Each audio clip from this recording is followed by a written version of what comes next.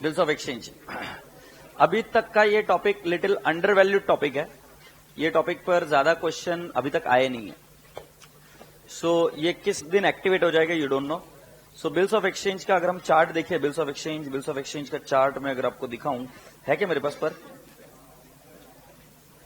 Bills of exchange का chart कुठे आहे माझ्याकडे?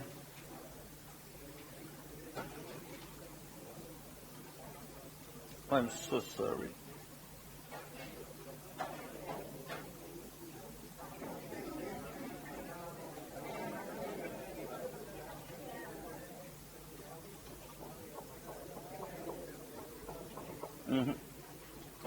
तो अभी नहीं है मेरे पास, but bills of exchange no. So bills of exchange ये जो टॉपिक है, ये अभी तक अंडर वैल्यूड और लिटिल अंडररेटेड टॉपिक है, but when it will become more active we don't know, and it has got a capability of being asked as 10 marks question also. So please write down the heading bills of exchange. Are we ready?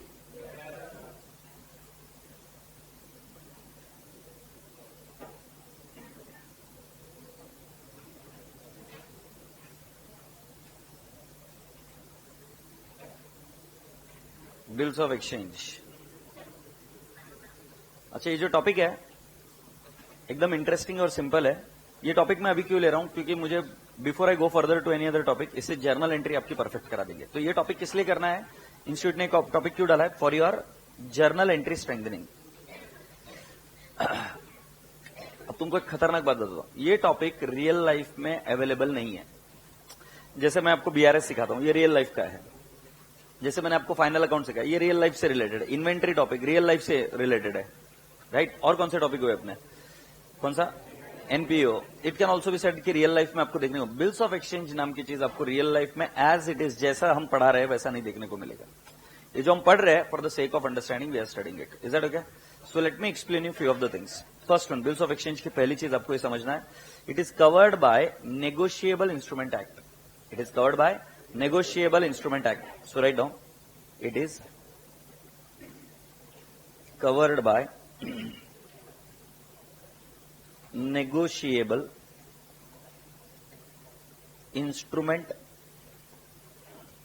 act। negotiable instrument act, ठीक है? बोई, अब इसको मैं प्यार से क्या बोलता हूं बेटा? Boy, bills of exchange, agreed? Boy, it has got two things into it.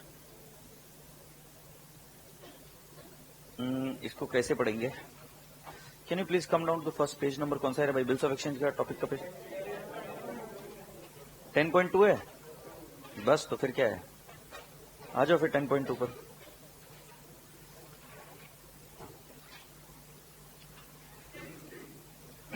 इस चीज में हम एक्चुअली बिल्स ऑफ एक्सचेंज नहीं बोलेंगे, इसको बोलेंगे कि in this chapter we are going to study two things. Okay, in this chapter we are going to study two things. One is BOI, bills of exchange, and the other one is called as promissory note.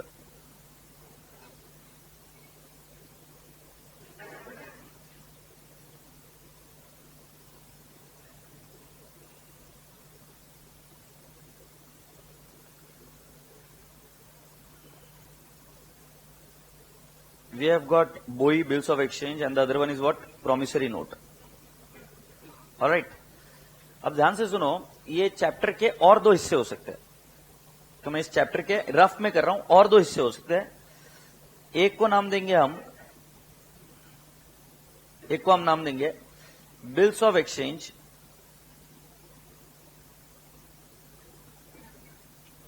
Right? और दूसरा हम लिखेंगे accommodation of bill.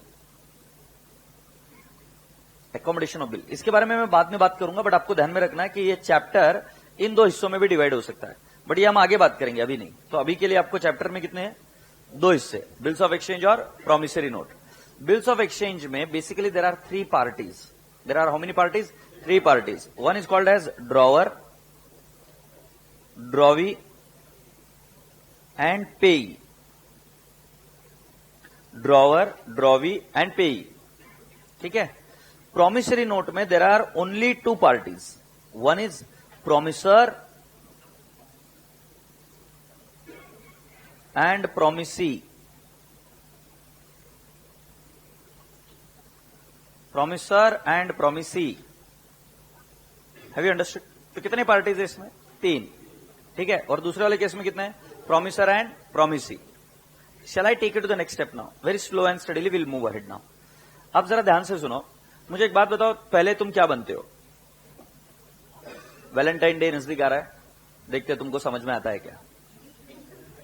आएगा क्या समझ में? पहले एक लड़का और लड़की क्या बनते हैं? दोस्त। तो तुम क्या बोलते हो? She is my friend and she says he is my best friend, और फ्रेंड। फ्रेंड के बाद में क्या बनते हैं? अच्छा, फिर in relationship. Okay, I am also now improving. फिर लव बर्ड्स। जो ऐसा नहीं रहता है, वो दूसरे के एंगल से लव बर्ड्स, वो एक दूसरे को क्या बोलते हैं। फिर सपोज मान लो हर चीज सही चली तो फिर क्या होगा? फियांसे। फिर जो नहीं होना चाहिए वो क्या बोल देते थे अपन की, ये माझा नवरा आणि ही माझी नवरी, है ना? So then it becomes what? Husband and wife. अबे मैं तुमको जो सिखा रहा हूं ना, अभी बिल्स ऑफ एक्सचेंज ही सिखा रहा हूं, बट उस भाषा में सिखा रहा हूं जो भाषा तुमको समझ में आती है। तो जैसे एक ही व्यक्ति अपना रोल चेंज कर रहा है कि नहीं कर रहा है? तुमको दिखने में ड्रॉवर ड्रॉवी दिख रहा है, कुछ नहीं, आदमी वही है पुराना वाला। कौन सा? डेटर। कौन सा? Debtor, creditor. तो मैं अभी आपको इसको स्टोरी के नाम से बताता हूं कि कौन क्या व्यक्ति नाम बनता है। तो जैसे अभी आपने थोड़ी देर पहले एक स्टोरी सुनी, तो वैसे ही एक आदमी होता है जिसका नाम होता है सेलर। ओके, इसको क्या बोलेंगे? सेलर। और एक आदमी होता है जिसका नाम क्या होता है? बायर। तो पहले ये सेलर और बायर बनते हैं। फिर सेलर माल बेच देता उधार में, एग्रीड? तो सेलर बन जाता है वही आदमी को, और एक नाम बन जाता है क्रेडिटर, उधार में बेचा इसलिए। और ये आदमी बन जाता है डेटर, क्योंकि इस आदमी को पैसे देने हैं और इस आदमी को पैसे आने। क्रेडिटर जब डेटर के ऊपर बिल निकालता है तो ये बन जाता है ड्रॉवर। अब बिल निकालने का मतलब क्या समझाता हूं, और ये बन जाता है ड्रॉवी। कई बार ये ड्रॉवी पर बिल निकालते हो उसको बोलता है कि तू पेमेंट मुझे मत देइयो, राइट? पेमेंट किसी और को देना, और उसके अंदर और एक नाम बन गया, इसका नाम मैं लिखूंगा पेई। Confused? So let me explain you now by one simple step. पहले जब आदमी माल बेचता है तो वो कौन बनता है? सेलर। मुझे नहीं लगता इसमें कोई डाउट है। और वही आदमी जिसको माल बेचता है उसका नाम क्या होता है? बायर। किसी कोई प्रॉब्लम? अच्छा, अगर ये माल उधार में बेचा, if the goods are sold on credit, then credit transaction में क्या आप मानते हो क्या ये व्यक्ति जो है क्रेडिट ट्रांजैक्शन में, ये व्यक्ति जो है ये कौन बन जाता है? क्रेडिटर। और ये व्यक्ति कौन बन जाता है? डेटर। Say yes.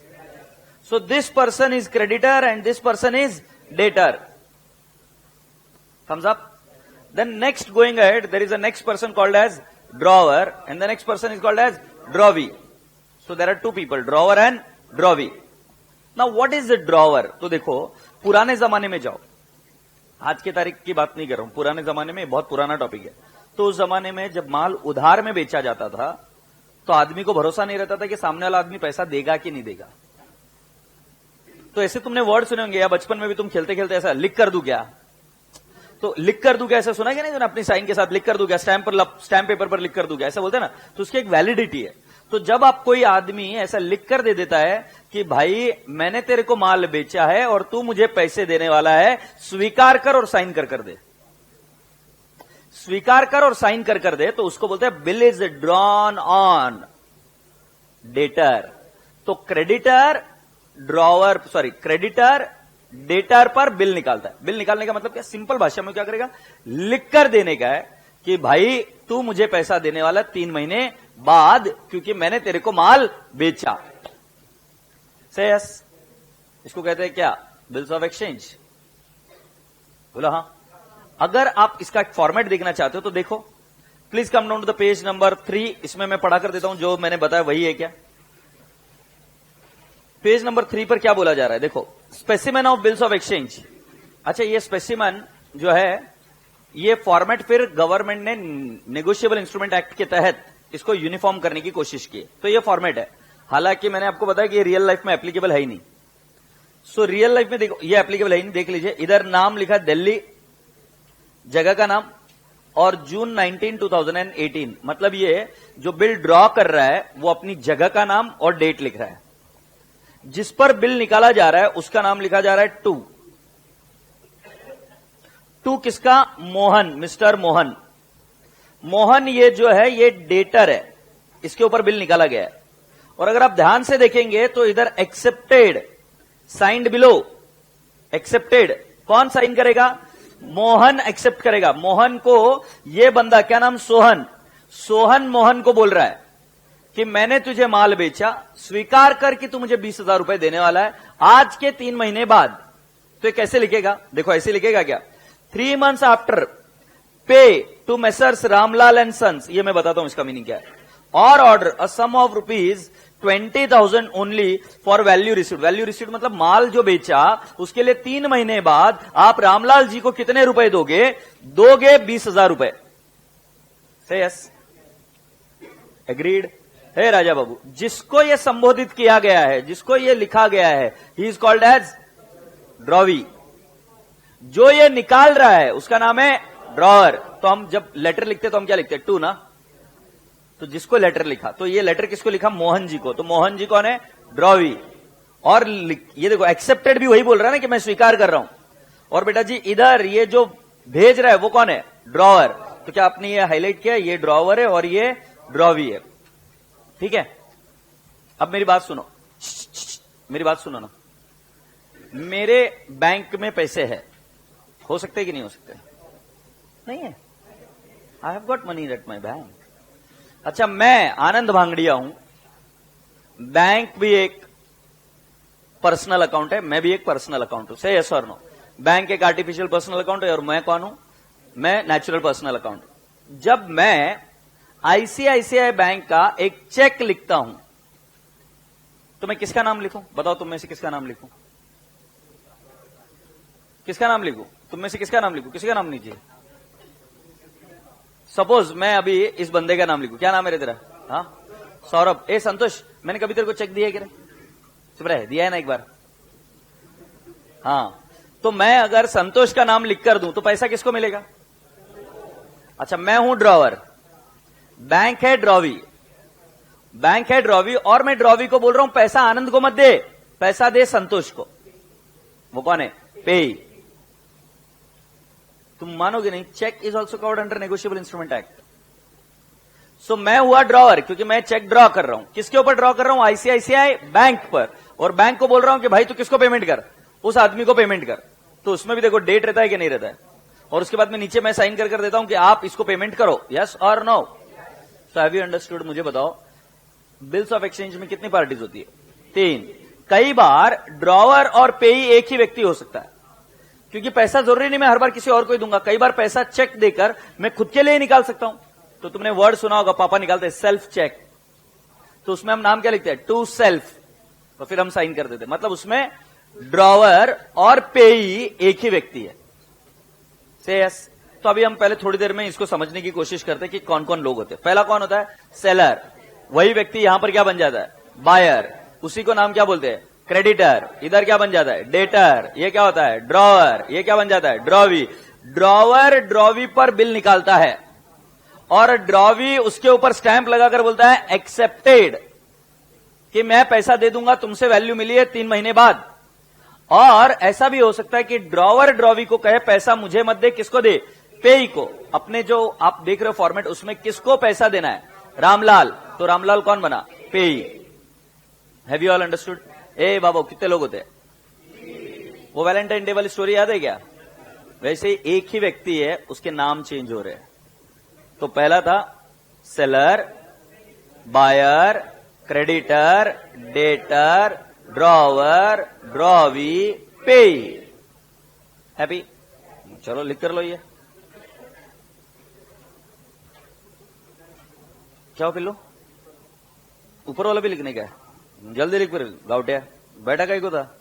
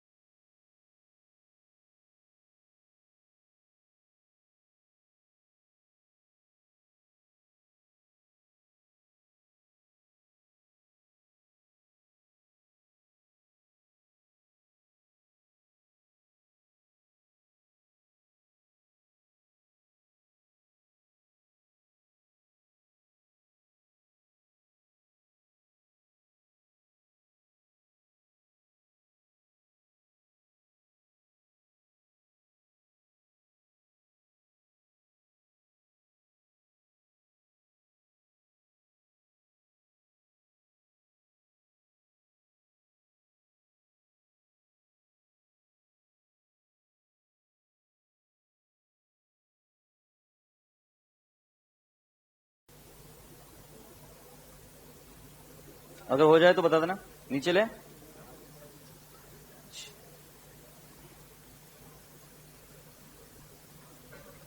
अगर वन लाइन क्वेश्चन है कि who draws bill on whom, so creditor draws a bill on debtor, या drawer draws a bill on drawee, and who is what I can say, whom the payment is made, the payment can be made to a third party called as payee. Agreed? Yes. अब कुछ खास बात है, ये यहां तक हो जाए तो बता देना। हो गया? अब कुछ खास बात है, सिर्फ ऐसे समझाने के लिए बोल रहा हूं। अगर एक धासु क्वेश्चन आया तो सेलर और पेई में क्या रिलेशन है? सेलर और पेई में क्या रिलेशन है? तो सेलर क्या बना? डेटर, और पेई क्या बना? क्रेडिटर। क्योंकि सेलर मतलब ये वाला व्यक्ति इसको पेमेंट कर रहा है ना, तो इसको पेमेंट कर रहा है तो कौन सा रिलेशन बन रहा है? एक बन रहा है सेलर, जो बन रहा है वो क्या बन रहा है? डेटर, और वो क्या बन रहा है? क्रेडिटर। बहुत ही ढासू क्वेश्चन आया तो वन लाइन में। Sometimes they will ask what is the relationship between drawer and drawee, whether it is debtor and creditor or creditor and debtor, so you should say creditor and debtor, drawer और drawee के बीच में। Drawer को पैसा आना है इसलिए वो कौन है? क्रेडिटर। इसने बायर ने पैसा देना है इसलिए वो कौन है? Debtor. But what sometimes they will ask उल्टा, what is the relationship between payee and seller, मतलब सेलर एंड पेई।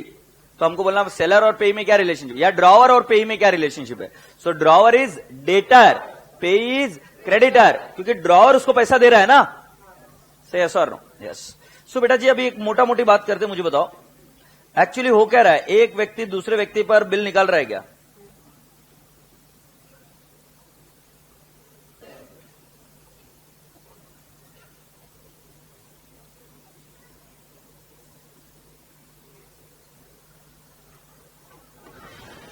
Are we ready?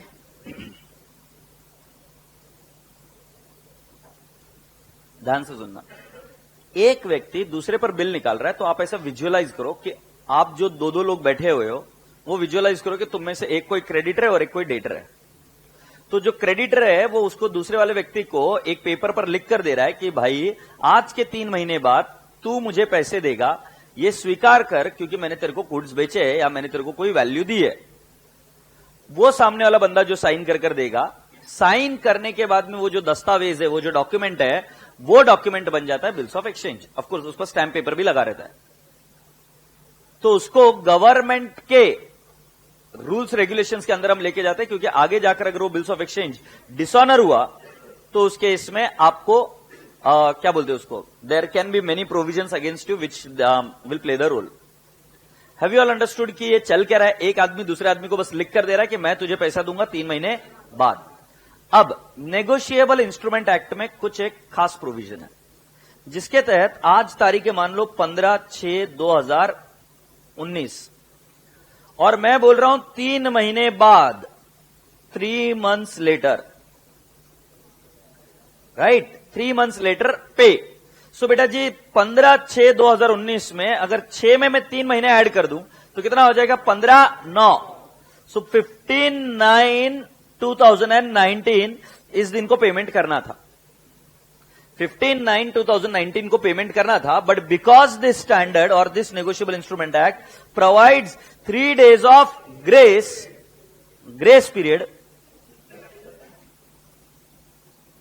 so then the terminology becomes 18/9/19, 18/9/19 as maturity date। देखो जिनको समझ में नहीं आया मैं समझाता हूं। देखो एक व्यक्ति ने बिल ड्रॉ किया, एग्रीड, इस तारीख को ड्रॉ किया, मतलब वो डेट लिखी हुई थी। अब ये बिल ड्रॉ किया और उसके बाद में उसकी ड्यू डेट आ रही थी 15/9/2019। क्यों? क्योंकि टेन्योर ऑफ बिल कितना था? 3 months लेटर। सो हमने 3 महीने ऐड करने का सिंपल तरीका क्या है? अब जैसे छठा महीना चल रहा है, उसमें 3 महीने और ऐड कर दो। So how it would be? It would be 9 months, so it will become 15/9/2019। इसमें नेगोशिएबल इंस्ट्रूमेंट एक्ट के तहत आपको कितने दिन और ऐड करने पड़ते? 3 दिन ऑफ ग्रेस। तुम्हारे को नहीं होते थे क्या ग्रेस मार्क्स? सो ये भाई रूल है, ये करना ही पड़ेगा आपको। 3 दिन किसके ऐड करने पड़ेंगे? Grace days. तो आपको कौन सी डेट मिल जाएगी? Maturity date. से यस। सो बेटा जी इसको मैं बोलूंगा डेट ऑफ बिल, इसको मैं बोलूंगा डेट ऑफ बिल, एग्रीड, और इसको मैं बोलूंगा मैच्योरिटी डेट। और इसको बोलूंगा मैं टेन्योर ऑफ बिल। घाई मत करो, तो मैं इसको क्या लिख रहा हूं, tenure of bill. Oh sorry, date of bill, मैं घाई क्यों कर रहा हूं, डेट ऑफ बिल, ये आएगा टेन्योर ऑफ बिल। ये 15/9 को भी कुछ बोलते हैं, बट मैं आपको कंफ्यूज नहीं करना चाहता, इसलिए उसमें नहीं जा रहा हूं। और एक ये क्या आया, maturity date, date of maturity भी बोल सकते हैं। एग्रीड। अच्छा, अगर आप यहां पर देखोगे तो मुझे देखकर बताओ डेट ऑफ बिल कौन सी डेट है, डेट ऑफ बिल कौन सी डेट है, 19/9/2018। अभी एक्सेप्टेड की डेट में लिख रहा हूं 22 जून 2018। बेटा ये तुम्हें पता है कि डेट ऑफ मैच्योरिटी नहीं गधेड़े, डेट ऑफ एक्सेप्टेंस है। आज बिल में यहां से पोस्ट में डालूंगा तो आपको मिलेगा 3 दिन बाद, आप उसको साइन कर दोबारा मेरे पास भेजोगे। सो ये हुआ डेट ऑफ बिल, बोलना पिल्ला। और ये क्या है, date of acceptance, date of acceptance. अच्छा, इस डेट ऑफ एक्सेप्टेंस को और एक नाम बोलते हैं, डेट ऑफ साइट। नहीं कहा, साइट मतलब कब बिल को देखा, ड्रॉवी ने कब बिल को देखा, डेट ऑफ साइट। अब तुम्हें पता है टेन्योर ऑफ बिल कैसे दिया जाता है, टेन्योर ऑफ बिल ऐसे दिया जाता है 3 months लेटर। ऐसा कुछ भी नहीं बोला तो आप हमेशा कौन सी डेट लोगे, डेट ऑफ बिल। बट अगर मान लो ऐसा बोला 3 months from the date of sight या from the date of acceptance, तो अब आपका पूरा का पूरा गेम चेंज। मुझे बताओ डेट ऑफ एक्सेप्टेंस कौन सी डेट थी, आवाज नहीं आ रही है, 22 जून लिखा था ना भाई, वो 15 जून था ना भाई, नहीं 15 नहीं, ये 19 जून था, ये सॉरी 19 जून, और इधर भी आ जाएगा 19 जून और 19 सितंबर। 19 सितंबर के बाद में 3 दिन और ऐड किया तो कितना हो जाएगा, 19 में 3 दिन और किए, 22 सितंबर आ रहा है क्या। ओ भाई ये समझ में आया क्या, मेरे को डेट थोड़ा कंफ्यूज हो गया, मेरे को लगा कि वो 15 जून है, but it was how much, 19 जून। देख लो डेट ऑफ द बिल तुम्हारे इसमें 19 जून है क्या, तो 19 जून से 3 महीने ऐड किए। मत बताओ कुछ, मैं कर लूंगा खुद के खुद। 19 जून से 19 सितंबर हो गया नहीं रे बाबू, उसमें और कितने दिन ऐड कर दिए, 3 दिन ऐड कर दिए तो कितना हो गया, 22/9 हो गया। अब मैं क्या बोल रहा हूं, ये कब था कि जब आपने डेट ऑफ बिल से लिया, बट अगर डेट ऑफ एक्सेप्टेंस ये है, डेट ऑफ एक्सेप्टेंस, सो ये है 22 जून 2019 से यस। मैं बताऊंगा आपको अभी अगली बार, 22 जून 2019 से लेकर 22 सितंबर तक, ये 22 सितंबर 2019 तक, ये मैच्योरिटी डेट नहीं है, ये 3 महीने का पीरियड ऐड किया, और उसके आगे आपको क्या ऐड करना पड़ेगा, ग्रेस डेज। तो कितना आ जाएगा, 25 सितंबर 2019। ये कब करेंगे ऐसा, देखो at the end of the day it is contract act. Contract बोलेगा कि तुमको डेट ऑफ बिल से लेना है तो डेट ऑफ बिल से लेना है, बट सामने वाला आदमी बोलेगा डेट ऑफ बिल से नहीं भाई, जिस दिन मेरे को पता चला उस दिन के आगे मैं 3 महीना पकड़ूंगा। So it is date of acceptance. तो आपको एक्सेप्टेंस के आगे 3 महीने काउंट करने पड़ेंगे, और उसके आगे कितने दिन ऐड करने पड़ेंगे, 3 दिन। देखो बेटा मुझे आगे मत जाने देना अगर ये पॉइंट नहीं समझाए तो। किसी को क्वेरी, सो क्वेरी है क्या किसी को, टेन्योर ऑफ द बिल समझ में आ रहा है कैसे बोलते हैं, टेन्योर ऑफ द बिल ये कॉन्ट्रैक्ट एक्ट के हिसाब से होता है। कोई बोलेगा from the date of the bill, और कुछ नहीं बोला है तो डेट ऑफ द बिल से, डेट ऑफ द बिल से 3 महीने आगे जाने का, मतलब जो भी टेन्योर बोलेंगे 3 महीने आगे जाने का, जो डेट आएगी उसमें कितने दिन ऐड कर देने का, 3 दिन, वो डेट ऑफ मैच्योरिटी। बट अगर कभी कोई बोले कि डेट ऑफ एक्सेप्टेंस से करो 3 महीने, सो डेट ऑफ बिल को इग्नोर करना। You have to start from date of acceptance and continue for how many months? 3 months, and add how many days? 3 days of grace. Say yes. And with this, you will be able to calculate what? Maturity date. ठीक? Alright, so ये लिख कर ले लीजिए। अच्छा, मैं तुमको अभी थोड़ी सी प्रॉब्लम में डालने वाला हूं। तुमको मालूम है ना, मैं पहले प्रॉब्लम में डालता हूं फिर निकाल लेता हूं। तो तुम करोगे ना ऐसा, जैसा मैं बोलूंगा ऐसा? देखते कितने लोग करते हैं।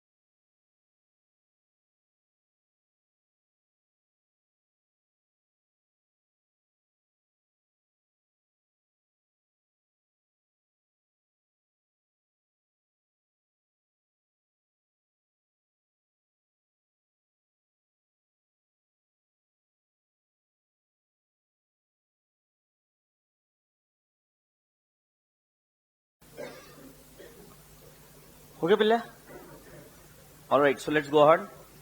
यहां तक क्लियर हुआ बेटा? अब सुनिए, अगर मैच्योरिटी डेट संडे रहा, हॉलीडे रहा, गांधी जयंती, क्रिसमस, इंडिपेंडेंस डे और रिपब्लिक डे, ऐसे अगर पब्लिक हॉलीडे रहा मैच्योरिटी डेट, तो उस दिन तो पेमेंट नहीं हो सकता, क्योंकि अगर शॉप्स वगैरह या कमर्शियल ऑफिसेस बंद रहेंगे, तो उस केस में आपकी मैच्योरिटी डेट प्रीपोन हो जाती है by 1 day. Shall I repeat again?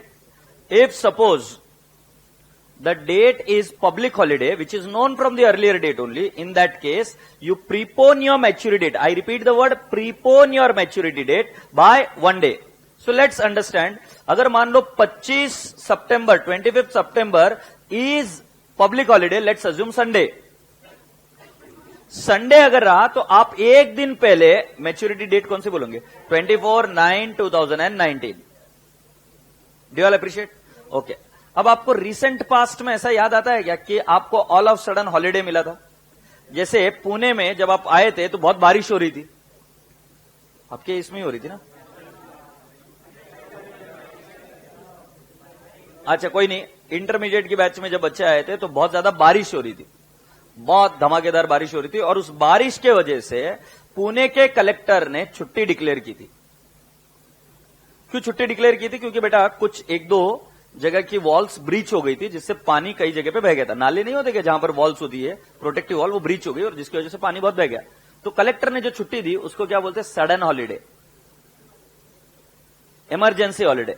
Emergency holiday can be because of rights, can be because of epidemics, can be because of death of a national person, और for what ever reason. तो जब national holiday, emergency holiday all of sudden declare हो जाता है, in that case your due date will be next date, not preceding. It will be next date. Preceding मतलब पहले की date, succeeding मतलब next date. Say yes. तो मुझे नहीं समझ में आ रहा, बताओ क्या?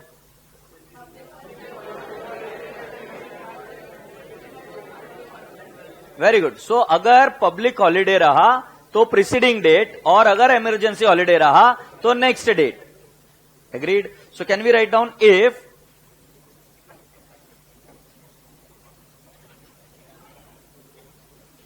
if maturity date, if maturity date is public holiday,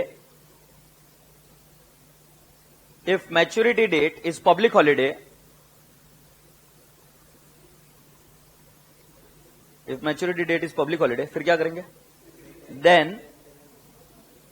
then take preceding date या previous date बोलूं, easy, previous date as maturity date. For example, if maturity date is 2nd October 2020, then maturity date will be 1/10/2020. बरोबर है?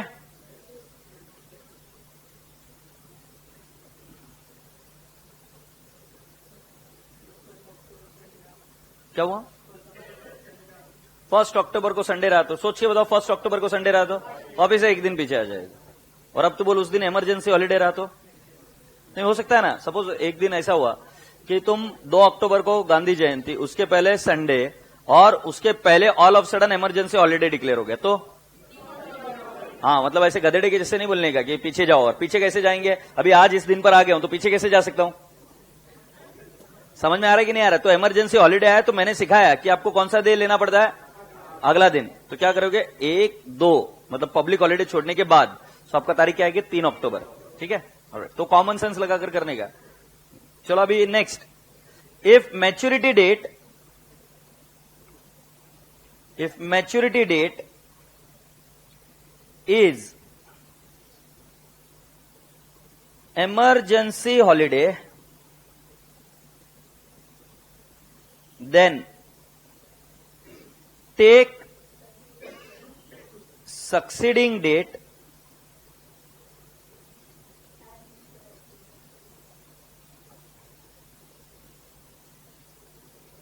Succeeding की spelling क्या है भाई?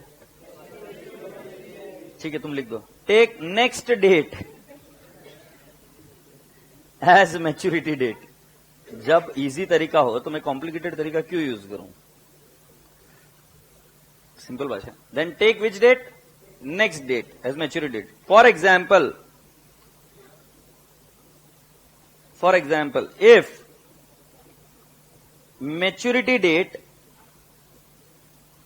is 10-10-20, but it is an emergency holiday. It is an emergency holiday.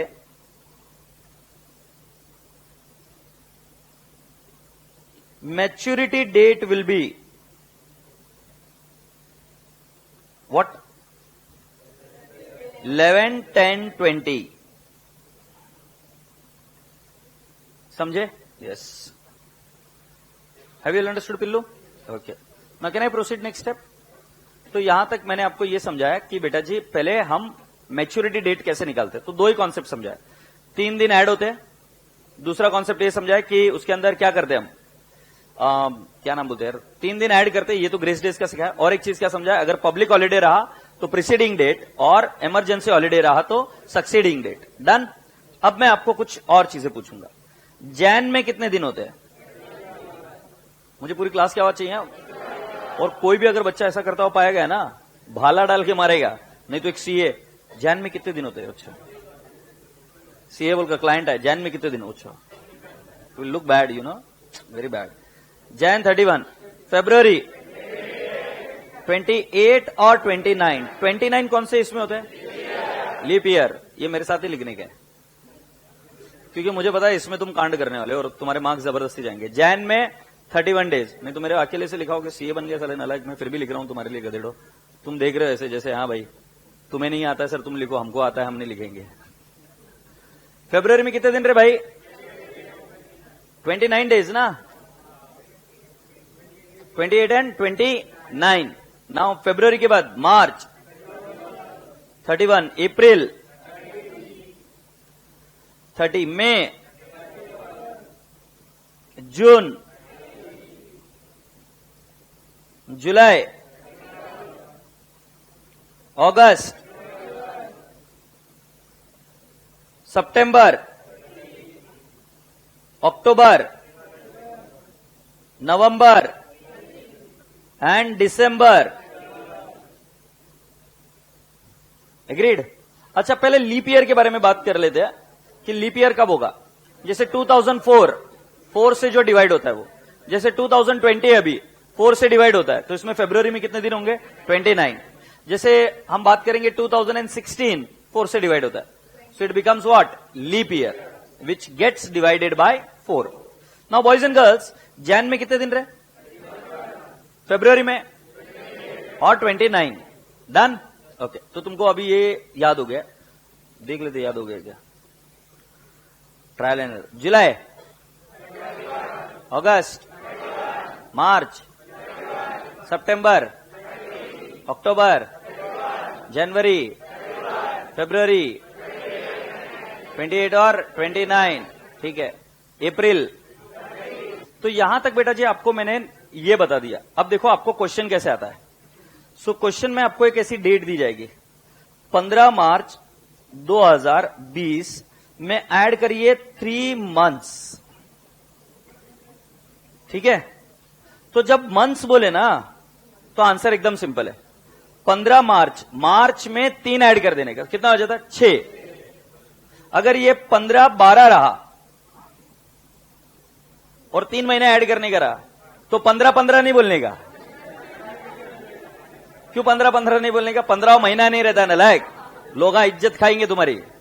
तो थोड़ा सा copy करने का, बट कितना थोड़ा सा मर्यादा है उसको। सो 3 महीने ऐड करने के बाद में अगर 12 के ऊपर गया तो साल चेंज कर देने का, 2021, और क्या हो जाएगा 15/3। तो बेटा जी मैंने अभी तक जो चीज सिखाई कि आपको मंथ में मंथ ऐड करो, मंथ में मंथ ऐड करो। तो कितना हो गया बेटा 15/3 में 15/6 हो गया। तो ये आया 15/6/2020। इसके अंदर ऐड करने का और कितने दिन, 3 दिन। सो ऐड किया 3 दिन, डेज में डेज ऐड करने का। तो कितना आएगा 18/6/2020।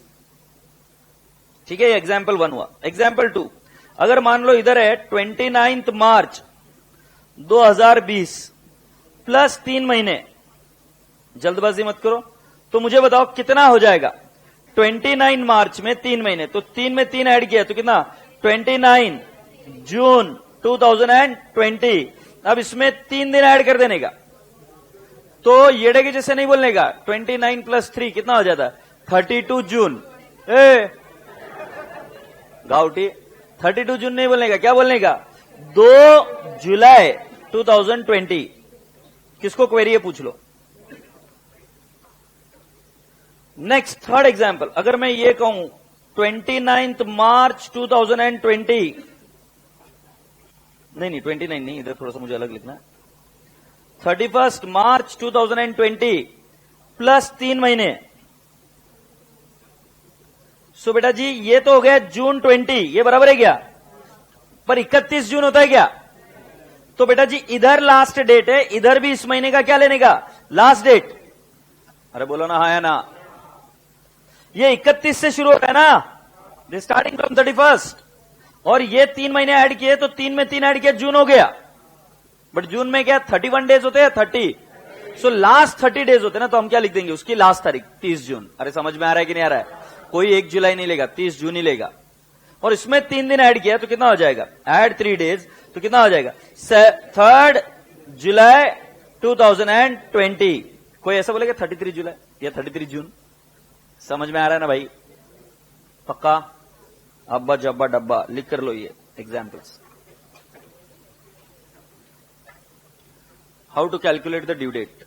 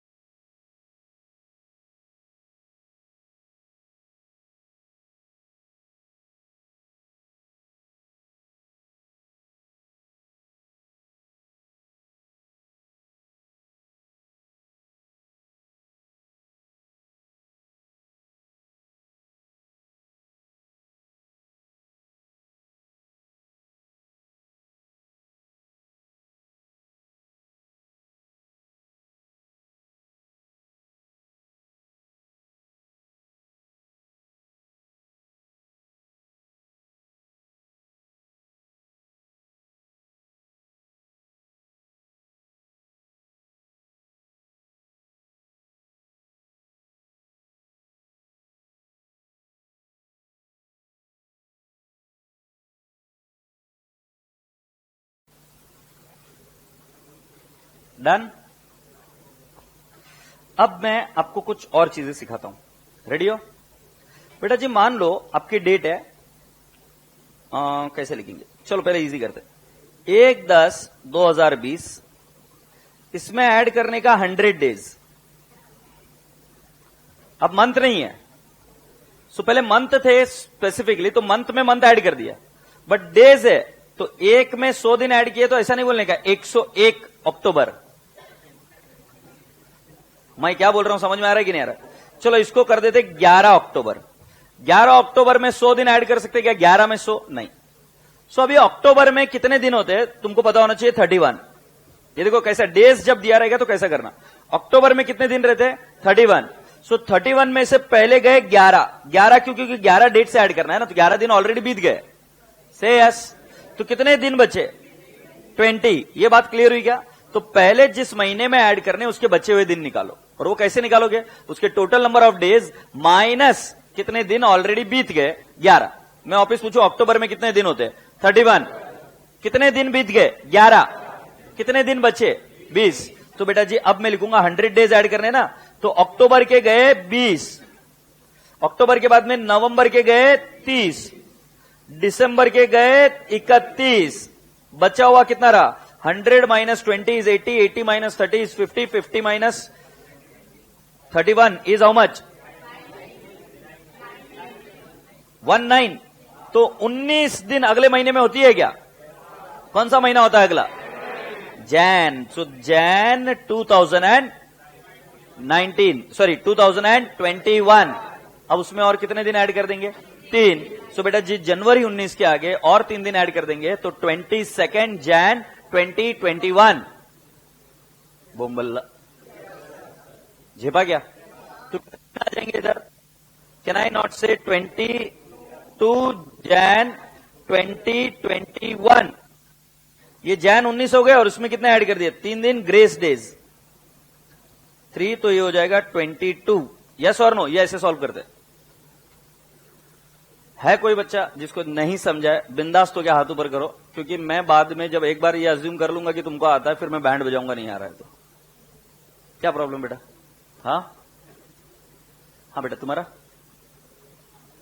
हाँ हाँ बेटा 3 दिन क्यों ऐड किया? खड़ा हो तू, एक झापड़ लगाऊंगा ना लाइक।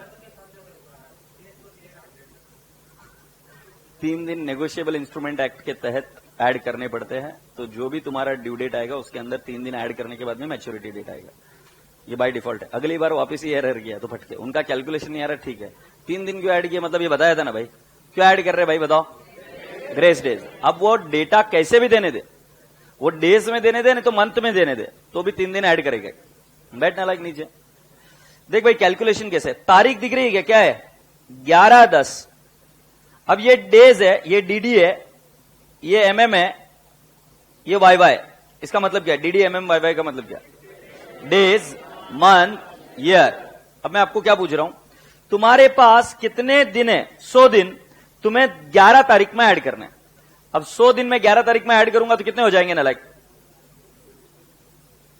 111। 111 अक्टूबर होती है क्या? होती है क्या तुम्हारे कैलेंडर में 111 अक्टूबर? तो 111 अक्टूबर नहीं हो सकती। तो 111 अक्टूबर नहीं हो सकती तो अक्टूबर में कितने दिन रहते टोटल? 31। ये मालूम है क्या? 31 में से कितने दिन ऑलरेडी बीत चुके हैं? 11 दिन गए ना भाई, आज की डेट से ऐड करना है। आज की डेट अगर पकड़ा तो आज की डेट के आगे ऐड करना पड़ेगा ना। आज भी 11 क्या है? 11 आज क्या है? 11 फरवरी है ना। तो अगर आज की डेट के आगे ऐड करना है तो पीछे से कैसे ऐड करूंगा? 11 के आगे ही ऐड करूंगा ना। तो मैंने बोला अक्टूबर महीना चल रहा है, अक्टूबर महीने में कितने दिन होते? 31। 31 में से कितने माइनस किए? 11। तो बेटा अक्टूबर के बचे हुए दिन कितने? 20। अब झंडू तुझे कितने दिन ऐड करने हैं? 100।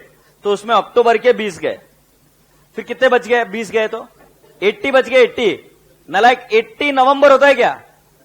तो नवंबर में मैक्सिमम कितने दिन होते? 30। तो मैंने बोला नवंबर भी गया। फिर नवंबर निकालने के बाद में कितने दिन और बचे? 50। 50 दिसंबर होती है क्या? तो फिर दिसंबर के भी पूरे महीने दिन निकाले 31। फिर कितने दिन बचे? 19। 19 जैन होती है क्या? तो बोलने का हाँ होती है सर। उसमें फिर 3 दिन ऐड कर देने का और वो कितना हो गया? 22 जैन 2021। अब ये 21 क्या है मालूम है ना? हाँ ये बच्चों होशियार है, समझ गया बोले मेरे को। ये लिख लिया क्या? एक आध एग्जाम्पल और लो, एक आध एग्जाम्पल और, नहीं तो पहले लिख लो क्योंकि बच्चे को पीछे वाले को दिखता नहीं। बीच वीक ये डेज में जब करते हैं तब कैसे करने का?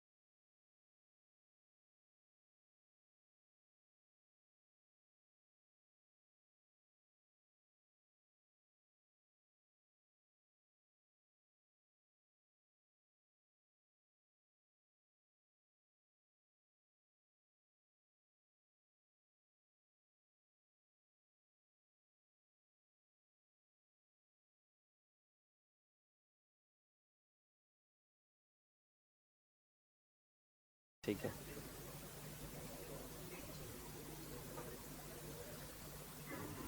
चलो अगला देखेंगे, देख लेते। 5/2/2020, वाओ अच्छा क्वेश्चन लिया। इसमें ऐड कर देने के तुम्हारे लिए मजे लेता हूं मैं। 150 डेज, अपने घर का ही राज है। वाह, तो मैं अभी आपसे क्वेश्चन पूछू क्या? फेब्रुवरी महीना है, उसके अंदर 150 डेज ऐड किए, तो तुम ऐसा बोल सकते क्या 155 फेब्रुवरी? नहीं। तो मुझे बताओ फेब्रुवरी के कितने दिन बचे?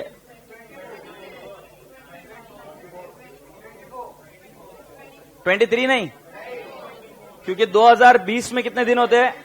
29। सो 29 माइनस 5, 24। अभी कोई कांड करने वाला क्या? 150 माइनस फेब्रुवरी के बोल रहा हूं 24। भाई समझ में आ जाएगा ना? है भाई, अभी समझ में आ रहा है क्या? हो शाकाल, समझ में आ रहा है क्या? ये फेब्रुवरी गया, मार्च 31, अप्रैल 30, मई 31। अंदाज लेते रहने का कि कितने दिन हो गए। अभी जैसे इसमें 90 हो गए, 100 के आसपास हो गए, हाँ या नहीं? मई, जून 30। अब मुझे लगता है उसके बाद में माइनस करो और मुझे बताओ कितना रह रहा है? क्या आ रहा है? 4 आ रहा है क्या? तो जुलाई के 4 जुलाई हो सकती है क्या? और उसमें कितने दिन ऐड करेंगे? 3 प्लस 3 डेज, तो कितना हो जाएगा? 7 जुलाई 2020। Appreciate this. यस, थोबाड बघू नका, लिहून घ्या। ये नीचे बैठे हुए बच्चे मजे में क्या? ओ, अब आवाज नहीं निकली, कमी नहीं की।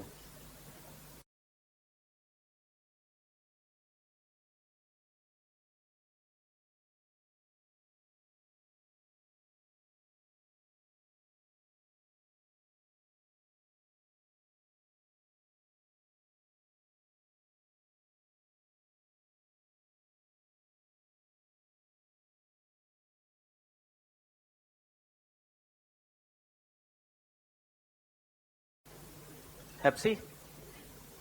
Shall I take it to the next step? Here we go. Shall we go? Okay, amigo, here we go.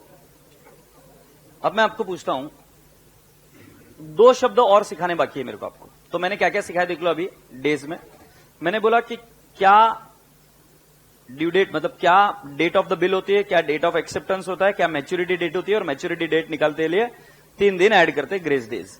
मैंने आपको यह भी सिखाया कि अगर पब्लिक हॉलिडे होता है तो 1 दिन पीछे, और अगर इमरजेंसी हॉलिडे रहा तो 1 दिन आगे। मैंने बोला मंथ में मंथ ऐड करते हैं और डेज में डेज ऐड करते हैं, और आपको हर एक महीने के डेज याद रखने पड़ते हैं और उस तरीके से ऐड करना पड़ता है। एग्रीड? यहां पर और 2 टर्म्स है। Sometimes somebody says payment at sight. Payment at sight, at sight मतलब देखते बराबर पैसा दो। तो मैंने तुम्हारे पास एक बिल लेके आया, मैं, तुमने देखा आज और अभी के अभी पैसे निकाल कर दे दिए। So payment at sight. नहीं समझ रहे हो? इंग्लिश को फील करो। तुम बैंक में जाते हो और बैंक को तुम चेक देते हो, सेल्फ निकाला हुआ, तो बैंक क्या बोलता है? 3 महीने बाद आओ? नहीं, बैंक को हम बोलते हैं कि मुझे पैसा चाहिए ऑन डिमांड। जब मैं डिमांड करूंगा तब। एट साइट मतलब जब तुमने देखा तब पैसा दे दो। तुम ऐसा नहीं बोल सकते 3 दिन बाद आओ, 4 दिन बाद आओ। So at sight and from sight फर्क है। एट साइट मतलब इमीडिएटली, फ्रॉम साइट मतलब वो जो टेन्यूर है वो ऐड करो। यस और no? From the date of acceptance, from the date of bill, ऐसे जब है तो मतलब दिन ऐड करो। एट साइट बोला, ऑन डिमांड बोला, immediately. Is that okay? So बेटा जी अभी हम ये कुछ वर्डिंग्स यहां पर पढ़ेंगे और फिर हम आगे बढ़ते हैं। सो बेटा डेट ऑफ मैच्योरिटी में क्या लिखा है? डेट ऑफ ड्रॉवल और date of acceptance as the case में भी। डेट ऑफ ड्रॉवल कब लेंगे? तो कुछ नहीं बोला है तो डेट ऑफ ड्रॉवल लेंगे। डेट ऑफ एक्सेप्टेंस कब लेंगे? जब ऐसा पीरियड होगा from the date of acceptance या from the date of sight, ऐसा वर्ड रहा तो हम डेट ऑफ एक्सेप्टेंस लेकर काम करेंगे। से यस, इसमें plus tenure that is period of bill plus 3 days grace. 3 days grace is बेटा कांस्टेंट, हर बार ऐड करना ही है। अब देखो बेटा जी कहां से शुरू करना है। When to take date of drawal and date of acceptance. Dash number of months और डेज पे टू, इसमें क्या लेने का बेटा जी? डेट ऑफ ड्रॉवल से। कुछ नहीं बोला है ना। Dash number of days, months और डेज आफ्टर डेट बोला, बट कौन सी डेट, डेट ऑफ ड्रॉवल या डेट ऑफ एक्सेप्टेंस नहीं बोला, तो कौन सी डेट लेने का, डेट ऑफ ड्रॉइंग। बट बेटा जी डैश नंबर ऑफ मंथ्स और डेज आफ्टर साइट बोला, तो आपको क्या करना पड़ेगा, डेट ऑफ एक्सेप्टेंस। क्या ये बात समझ आती है? अच्छा, ऊपर क्या लिखा है बेटा जी, the date of expiry of the period of bill depends on whether is bill is payable on date और bill is payable at sight. At sight रहा तो उधर लिख दो immediately, immediately, no grace period, no grace period, no tenure, no grace period, no tenure.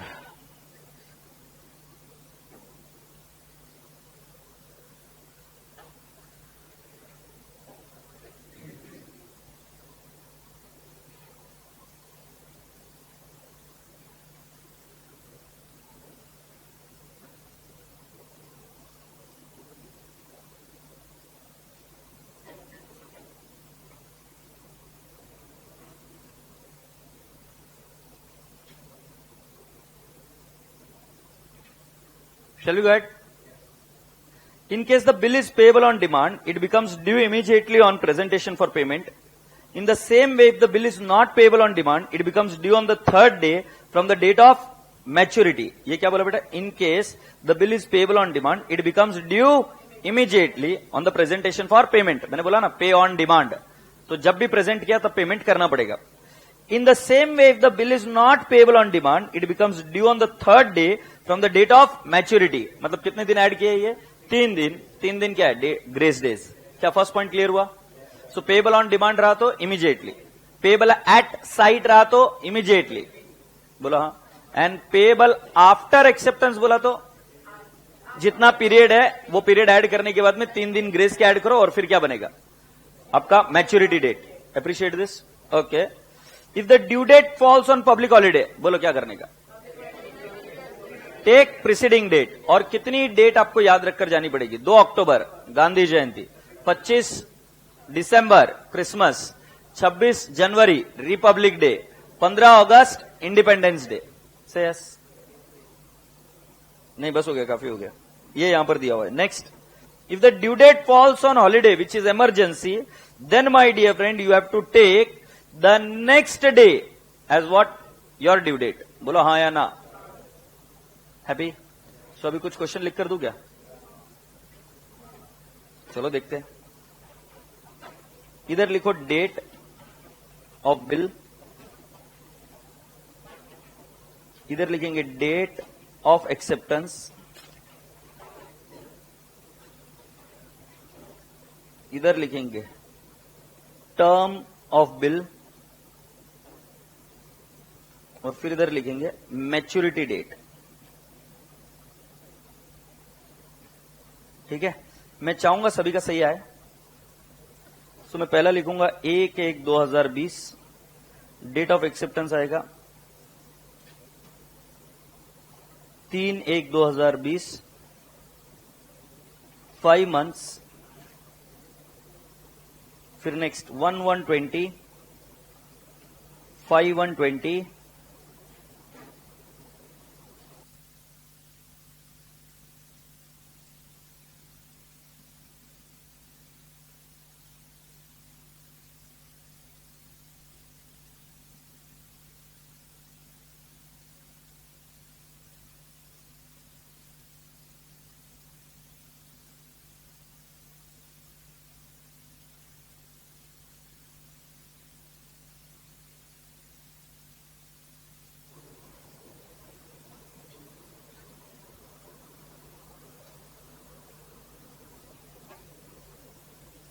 two months from acceptance. Okay, Pilla? Then I'll write down 5, 10, 20, 6, 10, 20, 100 days from acceptance. 7, 10, 20, 12, 10, 20, 150 days. Then 29th February 20, 1st March 20, 1 month. Then my dear friend, 31st March 20, 4/4/20, 1 month. ठीक है, चलो try कर देखो.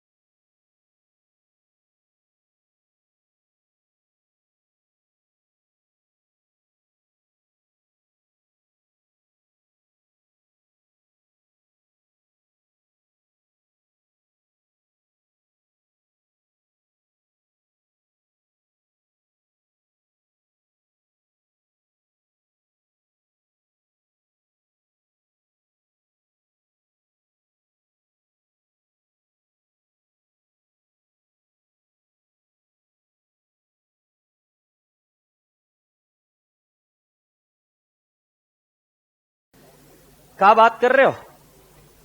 तुम्हारे दिन निकल गए क्या? कैलकुलेट हो गए क्या? यार ये हिंदी में कुछ दिन निकल गया क्या, कुछ गलत होता है क्या मीनिंग उसका? क्या मीनिंग होता है इसका? अच्छा, अरे भाई मैं ऐसा कुछ नहीं बोल रहा है. आई am so sorry for that. चलो चले क्या? तुझे बहुत पता है बे.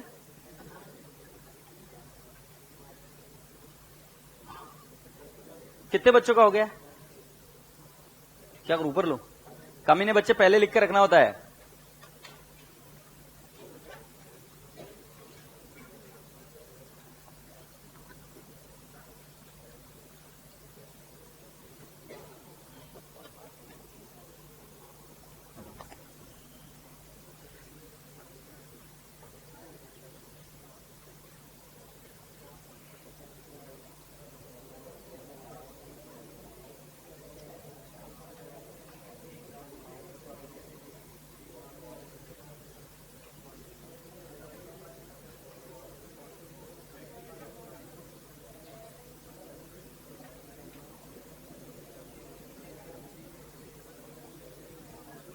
Yes, can I not have 1/1/2020 से लेकर 3/1/2020 5 महीने बेटा जी। सो 1 में 5 ऐड किया, 1 में 5 ऐड किया तो कितना हो गया 6। तो क्या लिखेंगे? नहीं मुझे नहीं समझे, क्या बोल रहे? फोर्थ या 6 बराबर है पक्का? सो बेटा जी 4 जून 2020 कितने बच्चों का ऐसा ही है? वाओ। हे माकड़, तुम्हारा कहां गलत हुआ है मंचूरियन? शादी में आया क्या मेरी एक्सेप्टेंस का किया बोलकर? बैंडी साले, वैलेंटाइन डे नजदीक आ रहा तो एक्सेप्टेंस लग रहा है तेरे को, होपलेस। हे आगे वाले, मटर पनीर क्या हुआ था तेरा? हाँ वही बोला, क्यों चुक लो? क्यों गलत हुआ बेटा? कहां गलती हुई आपसे? हाँ अरे अभी कहां गलती हुई ये पूछ रहा हूं, वो ठीक है, वो डोंट वरी। अरे बाबा आई लव यू यार, तेरे को सिर्फ पूछ रहा है गलती कहां हुई, डोंट वरी। ठीक है, तेरे को नहीं बताने तो मत बता, सीक्रेट रख, टॉप सीक्रेट। ठीक है, अभी अगले इसमें किसमें ऐड करेंगे? डेट ऑफ एक्सेप्टेंस में या एक में एक्सेप्टेंस? तो 1 में 2 ऐड कर दिया तो 2 3, तो 5 3 में 3 ऐड किया, 8 3 2020। हाथ ऊपर करो जिसका सही है ये। गुडू गुडू, वेरी गुड।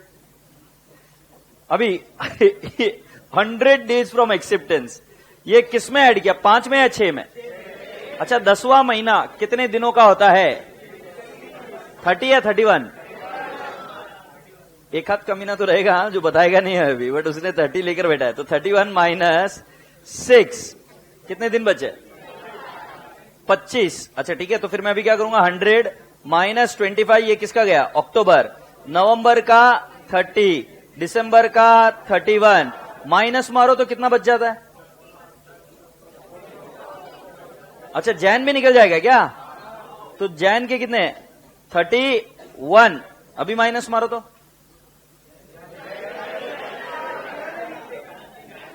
हाँ तो फिर बोला क्यों नहीं? मेरे को लगा 42 बोल रहे तो जैन निकल जाएगा। हाँ बचे कितने?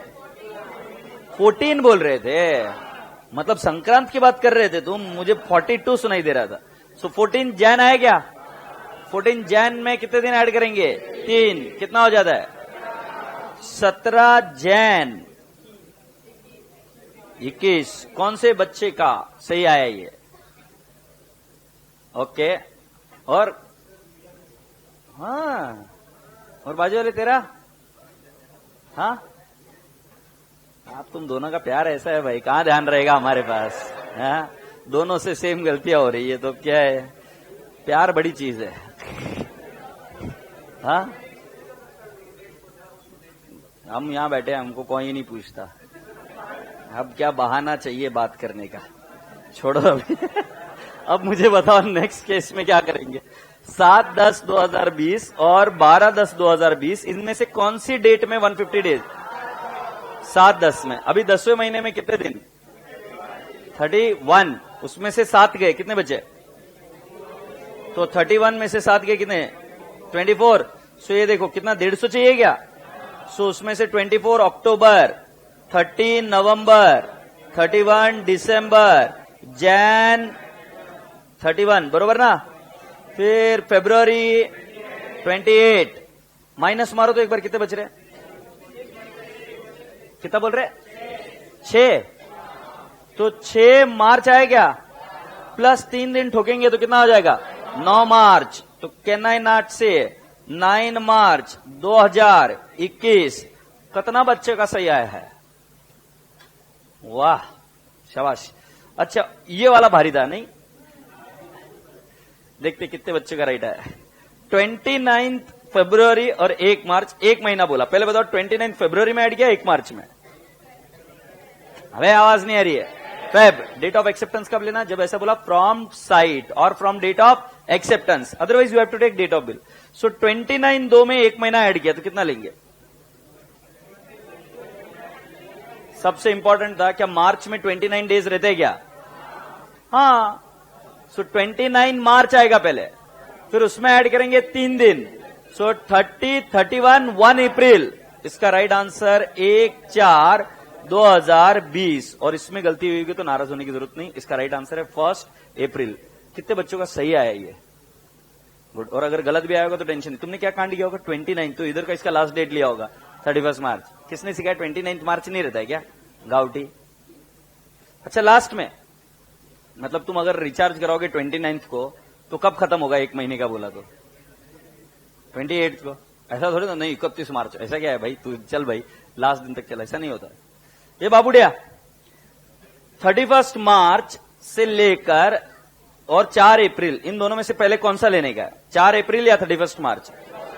अब बहुत भारी। अब 31 मार्च में 1 महीना ऐड किए तो 31 अप्रैल तो हो नहीं सकता, तो लास्ट डेट लेने का 30 अप्रैल। 1 मिनट डीप साइलेंस जिन्होंने 1 में लिया कि 1 दिन कम पड़ रहा है 31 में, चलो 1 में ले लेते हैं, नहीं चलेगा। सो 31 मार्च से लेकर 1 महीना, और अगले महीने में 31 तारीख नहीं आती तो आप उसकी लास्ट डेट लोगे 30। So 30 April will become what? Due date. उसमें ऐड करेंगे 3, सो आपका आंसर आएगा 3 मई 2020। कौन सा बच्चे का राइट आएला है? गुड, ये राइट आया। Lovely. So have you all understood? अच्छा, इसके अलावा बेटा जी अब आपको ध्यान में रखना है कि पब्लिक हॉलिडे रहा तो 1 दिन पहले का, और इमरजेंसी हॉलिडे रहा तो 1 दिन बाद का।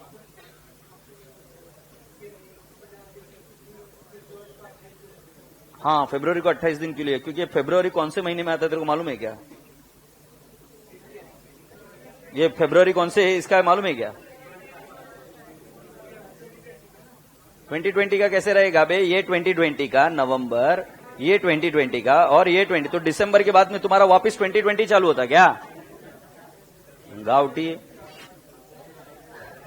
तुम सोच रहे होंगे इसमें चिल्लाते क्यों है आनंद सर? अरे क्या करूं मालूम है क्या कि एकदम कॉमन सेंस चीजें रहती है। ये अगर मैं नहीं चिल्लाऊंगा ना, पिन नहीं मारूंगा ना, तो यही गलती करते रहते थे। तो क्या समझ में आ गया क्या? यस। अब ये तुम्हारे हाथ में इसके मार्क्स, मैं जिम्मेदार नहीं हूं अगर नहीं समझ में आया तो। ठीक है, ऑलराइट। तो अभी मेरी बात सुनो। मैंने आपको कहा था कि इस टॉपिक में मैं ब्रेक दूंगा बीच में। नहीं, अभी नहीं दे रहा हूं। तो मैं अभी तुमको कुछ चीजें लिखा कर दूंगा। ये चीजें लिखा कर देने के बाद में मैं आपको ब्रेक दूंगा, जिस ब्रेक में आप इसको याद करेंगे। फिर हम करेंगे रैपिड फास्ट राउंड, जिसके अंदर किसी भी बच्चे को सामने बुलाकर उस पर भाषण देने के लिए लगाया जाएगा। क्योंकि मुझे पता है ये सबसे इंपॉर्टेंट पार्ट चल रहा है अभी, तो सभी लोग ध्यान देंगे। तो पहला, तुम इतना गुस्सा आता है ना मेरे ऊपर, but I can't help it. ठीक है, सो आप रेडी हो? सो एक बंदा होता है, इसको क्या बोलेंगे? सेलर। और ये कौन है? बायर। ठीक है, मुझे इनके नाम बता दो कुछ भी, अपने क्लास के कुछ नाम ले लेते। राइट, कुंदन तू ही है ना? अपन उनका नाम लेंगे। एक था पांडु, ठीक है, एक था Jhandu. So Pandu is seller और Jhandu is buyer. Pandu is drawer, Jhandu is drawee, आणि हा आहे क्रेडिटर आणि आ आहे डेटर। वाह बेटा, ये तो सीख के आए हो एकदम। मैं आपको एंट्रीज आज सिखाने वाला हूं पांडु की बुक में, जो कौन है? ड्रॉवर। इसने इसको माल बेचा, एग्रीड। तो पहली एंट्री होगी Jhandu to sales. Okay, in the bracket लिखूंगा debtors to sales. Can I not write down the figure 10,000 and 10,000? थोबाड़ मत देखो, अब लिखो ये, थोबाड़ मत देख।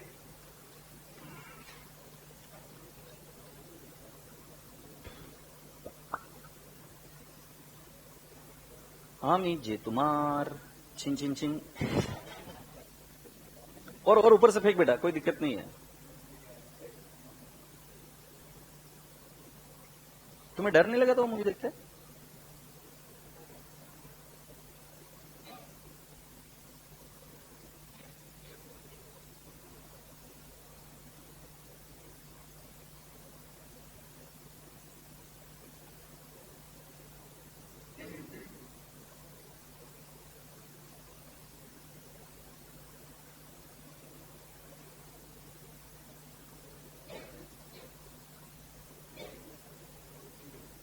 क्या होगा पिल्ला? पहले हाँ, नरेशन भी लिखना है क्या? ठीक है, लिखो बीइंग गुड सोल्ड टू झंडू, लिखो एंड यू ऑल्सो। पहले वाला एंट्री जमा किया भाई। Now can I take you to the next step? अब बेटा जी जो क्रेडिटर है पांडु है, वो बिल ड्रॉ करेगा झंडू पर, और झंडू उस पर क्या लिखेगा? एक्सेप्टेड, और साइन कर देगा। सो जब ये बंदा इस व्यक्ति के ऊपर एक डॉक्यूमेंट निकालता है, ये उसको एक्सेप्ट करता है, और एक्सेप्ट करने के बाद में रिटर्न भेज देता है। उस डॉक्यूमेंट को हम बोलते हैं bills receivable in the books of Pandu. तुमने बिल्स ऑफ एक्सचेंज है ना, बट बिल्स ऑफ एक्सचेंज में एक व्यक्ति उसको क्या बोलता है? बिल्स ऑफ एक्सचेंज, और दूसरा व्यक्ति उसको क्या बोलता है? Bills payable. तो इसको ये व्यक्ति क्या बोलेगा? इसको बिल्स रिसीवेबल, मतलब जो डॉक्यूमेंट है उसको ये व्यक्ति क्या बोलेगा? बिल्स रिसीवेबल, और ये व्यक्ति क्या बोलेगा? Bills payable.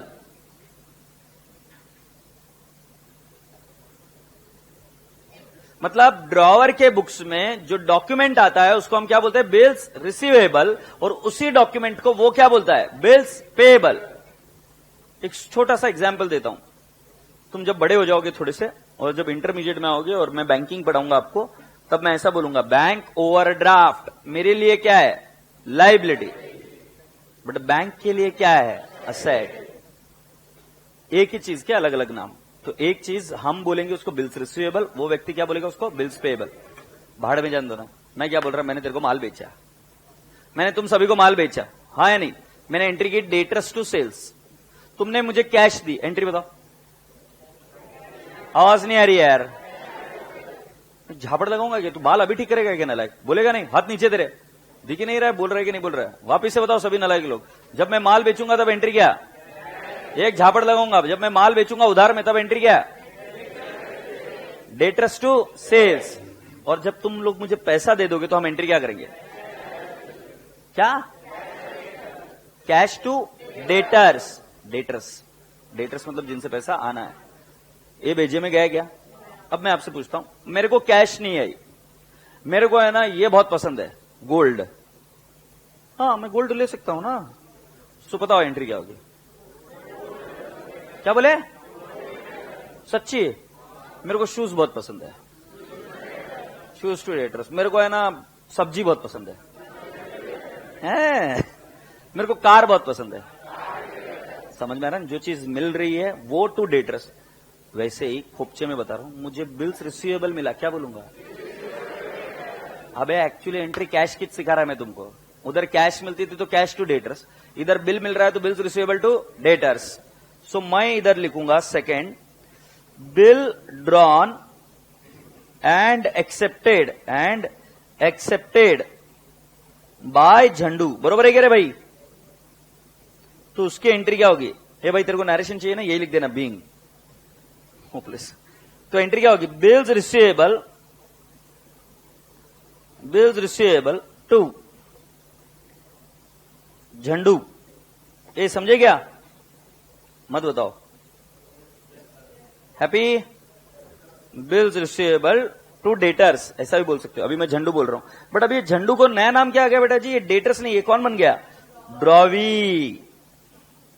पर कुल मिलाकर झंडू का अकाउंट तो हो गया ना नलिफाइड। तो जैसे कैश मिलती थी तो भी नलिफाइड हो जाता। अभी कैश नहीं मिली, अपने को क्या मिला? उससे लिखा हुआ एक स्टेटमेंट मिल गया, जो स्टैम्प पेपर पर उसने लिख कर दिया कि मैं आपके पैसे दे दूंगा। सो हमने एंट्री क्या कर दी? बीआर। इसको प्यार से क्या बोलते हैं? बीआर, या बिल्स रिसीवेबल टू झंडू, दैट इज ड्रॉवी। मुझे बताओ, तुमको कैश मिली तो तुम उसका क्या क्या कर सकते हो? बैंक में डिपॉजिट करेंगे, और वेरी गुड बच्चा, क्या करेंगे? इन्वेस्ट करेंगे, वेरी गुड, और खरीदी करेंगे, और किसी और को दे देंगे, और इन्वेस्टमेंट, हाँ दे देंगे, दे दिया, हाँ, और कैश का क्या क्या कर सकते हो? हाँ, खाना खा सकते हो, कपड़े खरीद सकते हो, टैक्सेस भर सकते हो, गाड़ी में बैठ के जा सकते हो, एरोप्लेन में बैठ सकते हो। कैश दो, काम करो, हाँ या नहीं? तो जंपे आया। सपोज मान लो तुम्हारे पास कैश है। कुछ लोगों ने बोला कि कैश को क्या करेंगे? बैंक में रख देंगे। ऐसा भी तो कर सकते हैं ना, कैश है, कैश खुद के पास ही रख लेंगे। तो कैश आई, कैश खुद के पास ही रख ली, तो उसकी कोई एंट्री होगी क्या? मतलब देखो, कैश आई और मेरे पास ही रख ली, तो कैश आई तो एंट्री क्या गया? Cash to debtors. अब कैश आई खुद के पास ही रख ली, मेरे पास ही है, तो कर दी ना एंट्री कैश टू डेटर्स। वापस कुछ एंट्री करोगे? नहीं। बट कैश तुमने दे दी किसी और को, राइट? तो मान लो तुमने कैश दे दी अपनी प्यारी चंपा को, है ना, तो एंट्री क्या करेंगे? चंपा टू कैश। कैश बैंक में डाल दी, तो एंट्री क्या करेंगे? Bank to cash. कैश मैंने मेरे दोस्त के पास रखने के लिए दे दी, तो कैश टू दोस्त, दोस्त टू कैश। वही बोल रहा था होपलेस, समझेगी नहीं बेटा? जैसे कैश का अलग अलग कर सकते ना, वैसा बिल्स रिसीवेबल का भी अलग अलग कर सकते। ऐसा ना को पूछो ऐसा कैसा कर सकते? कर सकते। क्या क्या कर सकते? बिल को रिटेन कर सकते। क्या करते? बिल को क्या कर सकते? रिटेन। रिटेन, रिटेन की क्या एंट्री? No entry. बिल को क्या कर सकते? एंडोर्स। एंडोर्स, मुझे चंपा को पैसे देने दे, चंपा को दे सकता हूं मैं। बिल को मैं क्या कर सकता हूं? Discount with bank. और तीसरा, बिल को क्या कर दूं? Bill sent for.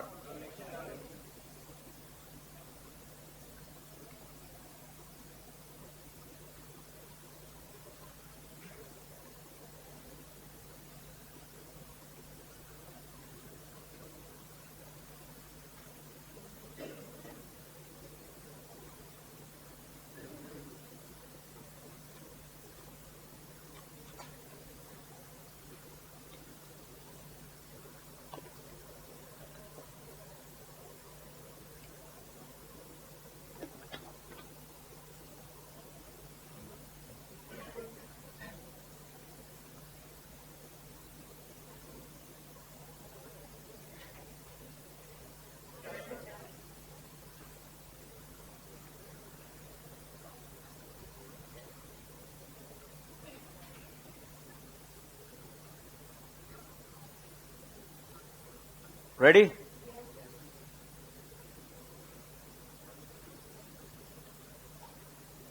So now bill is retained. What entry we are going to make? So we are going to do no entry. Bill is endorsed. What is the entry we do?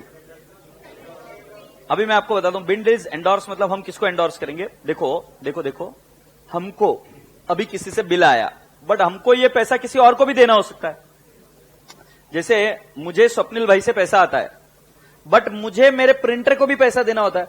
तो मान लो स्वप्निल भाई से मुझे bill आया और ये bill मैंने as it is किसको? मेरे प्रिंटर को दे दिया। तो मैं उसको क्या करता हूं? सेम बिल को जब देता हूं तो उसको बोलते हैं एंडोर्स करना, दे देना, किसी और को ट्रांसफर कर देना। तो उस केस में बेटा मैं उसको क्या दे रहा हूं? मैं मेरा बिल उसको दे रहा हूं, यस और नो? मतलब मैं मेरा बिल्स रिसीवेबल दे रहा हूं। जैसे मैं कैश देता किसी को, तो मैं हम एंट्री क्या करते? इधर हम लिखेंगे एंडोर्सी। एंडोर्सी मतलब क्रेडिटर, जिसको पैसा देना है। तो मेरा प्रिंटर, जिसको मुझे पैसा देना है, तो प्रिंटर टू कैश बोलता, बट अभी मैं प्रिंटर को कैश नहीं दे रहा हूं, तो मैं एंट्री क्या करूंगा? Printer to BR. समझ में आ रहा है क्या? ये कैश की एंट्री है, बट वहां पर हम वर्ड यूज करते थे कैश, यहां पर वर्ड कैश की जगह पे क्या यूज करेंगे? बीआर। बोलो हाँ। सो बेटा जी हम एंट्री क्या करेंगे? एंडोर्सी। बेटा एंडोर्सी का मतलब कुछ नहीं है, हमारे creditor. Endorsee account debit to creditor, sorry to BR. ए गधेड़े, इसको है ना तुम बीआर देने वाले हो, झंडू नहीं दे रहे हो। सपोज मान लो मेरे पास बिल आया ऐश्वर्या का, ऐश्वर्या ने एक्सेप्ट कर लिया, मेरी फेवरेट हीरोइन, उसने बिल एक्सेप्ट कर लिया। अब वो बिल मैं किसी और को दे रहा हूं, ऐश्वर्या को नहीं दे रहा हूं उसको। अरे बाबा बच्चे गलतियां करके आते, पर्सनल अकाउंट लिख के आते, इसलिए चिल्ला रहा हूं। सो तुम क्या देने वाले उसको? बीआर। समझ में आया? तो एंट्री क्या हुई बेटा जी? एंडोर्सी। और एंडोर्सी मतलब कौन? आपका आपका creditor. So creditors to BR. से यस। आगे बढ़ जाऊं बेटा जी। बिल डिस्काउंट करा, पहले बिल डिस्काउंट क्यों कराना पड़ता है मैं आपको बताता हूं। बेटा कई बार आपको पैसे की जरूरत पड़ती है, और पैसे की जरूरत पड़ती है तो आपके पास पैसा नहीं होता है, तब आपके पास ऐसी कोई चीज होती है जो आप बैंक के पास जाकर डिस्काउंट कराकर ले आते हो। जैसे अभी मैं आपको अपने घर में सुना होगा या देखा होगा कि आपके घर में पैसे की जरूरत पड़ी, तो घर वालों ने गोल्ड लिया और गोल्ड को जाके किसी को दिया, तो गोल्ड उसी भाव में देता है या कम भाव में देता है? बराबर है। तो आपने डिस्काउंट कराया, उसको कम भाव में डिस्काउंट कराया। वैसे ही जैसे गोल्ड आपकी एक असेट है, वैसे आपकी और एक असेट है जिसका नाम है बीआर। बीआर में आपको पैसा 3 महीने बाद मिलने वाला है, तुमको पैसा तुरंत चाहिए, तो बैंक क्या करता है, अभी पैसा ले जा, बट मैं तेरे को अभी पैसा कम दूंगी। एग्रीड। अब बैंक कम पैसा क्यों देगी? क्योंकि बैंक आपका इंटरेस्ट काट लेगी।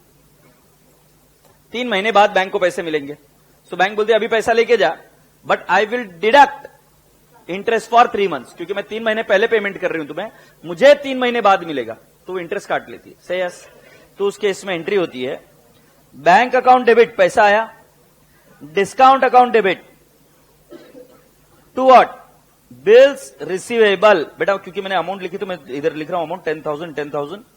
अब मान लो डिस्काउंट कराया तो मुझे मिले 9,800, 200 क्या डिस्काउंट और बिल्स रिसीवेबल क्या 10,000। बोलो हाँ, क्या एंट्री आएगी? Bank discount to BR, bank discount to what, BR. अच्छा राजा बेटा जी, बिल सेंट फॉर कलेक्शन है।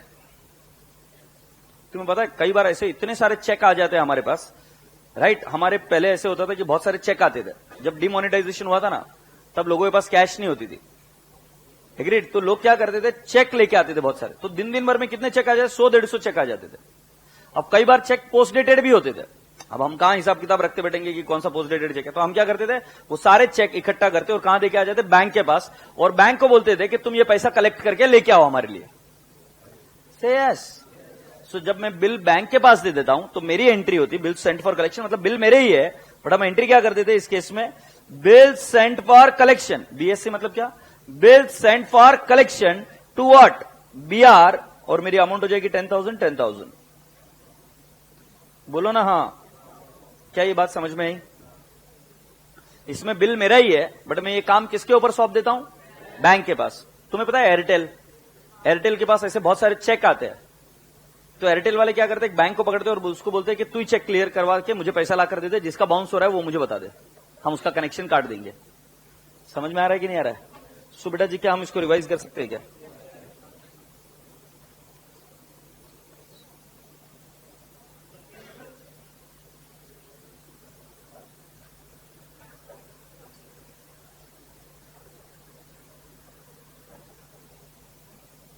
क्या लेगी, बट अभी नहीं, कलेक्ट करते वक्त वो पैसा काटेगी। तो जैसे तुम डेबिट कार्ड और क्रेडिट कार्ड की भी ट्रांजैक्शन करते हो ना, तब तुम स्वाइप करते हो, सो उसमें भी बैंक पैसा काटती है, बट वो सारों का चार्ज एक साथ लिया जाता है। क्या होगा देख, मैं तेरे को बताता हूं, छोटा सा एग्जाम्पल देखना। तेरी बात बहुत दमदार है, इसीलिए मैं सभी को समझा रहा हूं कि ऐसा क्यों कर रहे हैं हम एंट्री, कलेक्शन के वक्त पैसा क्यों कटेगा। सपोज उस पार्टी से हमको पैसे आए 10,000 रुपए, तो हमें एंट्री तो 10,000 की दिखानी पड़ेगी। अगर मैं 10,000 की एंट्री नहीं दिखा रहा हूं तो पार्टी का अकाउंट नलिफाई नहीं होगा, तो पार्टी को 10,000 दिखाने पड़ेंगे। अब मैं क्या करता हूं, जो बैंक में जो डिपॉजिट किया है मुझे उतना ही लिखना पड़ेगा। क्यों? रीजन ये है कि मेरे को आगे रिकंसिलेशन करते वक्त, रिकंसिलेशन समझता है कि मैंने 10,000 का पैसा मतलब चेक दिया, तो बैंक भी यही बोलेगा कि 10,000 का चेक मैंने क्लियर किया, और उसके बाद में बैंक चार्जेस काटेगी। तो उससे क्या होगा कि इधर 10,000 की एंट्री दिख रही है हमारे बुक्स में, बैंक में भी 10,000 की एंट्री दिखेगी, और उसका बैंक चार्जेस अलग दिखेगा। नहीं तो कितना बड़ा कैओस हो जाएगा, इधर 10,000 दिख रहा है, उधर 9,900 दिख रहा है, तो हम टिक मार के नहीं कर पाएंगे ना कि क्लियर हुआ कि नहीं हुआ। You getting my point? तो इधर 10,000 तो उधर भी कितना दिखेगा 10,000, तो उसके बेसिस पर फिर नीचे बैंक चार्जेस आते हैं। सो बैंक चार्जेस मतलब बैंक पहले पूरा पैसा दे देती है, फिर उसके बाद में बैंक चार्जेस बोलकर विड्रॉ कर लेती है। तो हम अभी वो एंट्री इधर नहीं सीख रहे, हम यहां पर सिर्फ ये बोल रहे कि हमने बिल्स बैंक के पास देगा। क्योंकि क्या है, अगर हमने जो बिल भेजे है बैंक के पास, क्योंकि क्या है, बिल हम खुद भी कलेक्ट कर सकते थे ना, हमारे पास समय नहीं था तो हमने बैंक को भेज दिया। अब बैंक को भेज दिया, बैंक चार्जेस पहले ही एंट्री कर दी, तो हम वेरीफाई कैसे करेंगे कि इधर से इतने बिल हमने डाले थे, इतने हमारे पास है, और उतने क्लियर हुए कि नहीं हुए। इधर दिख रही है एंट्री हमारे बुक्स में 10,000 की, उधर एंट्री दिख रही है 9,900 की, टिक ही नहीं होगा ना। अंडरस्टैंडिंग? बहुत बहुत धन्यवाद। मुझे नहीं समझा। Bill is retained, bill is endorsed, endorsed to BR, bill is discounted, bank discount to BR, bill sent for collection. You are lovely so far. तो हर एक केस में बीआर क्रेडिट हुआ क्या? अब मुझे वचन दो कि बीआर की अमाउंट आप कभी भी चेंज नहीं करोगे। बीआर की अमाउंट एक 100 रुपए की नोट के जैसे है। ये दिख रहा है कि 100 रुपए की नोट, एग्रीड। अभी 100 रुपए की नोट है तो इसको काट कैसे लिख सकते क्या 110, और सामने वाले आदमी को बोला ये लो 110 रुपए, तो मालूम है ना कैसा मारता है, एक हाथ पकड़ेगा और ऐसा मारता जाएगा गोल गोल घुमाते घुमाते। समझ में आया कि नहीं आया, कहीं भागने नहीं देगा वो प्लेस। तो ऐसा नहीं होता कि आप उधर काट के लिख दो।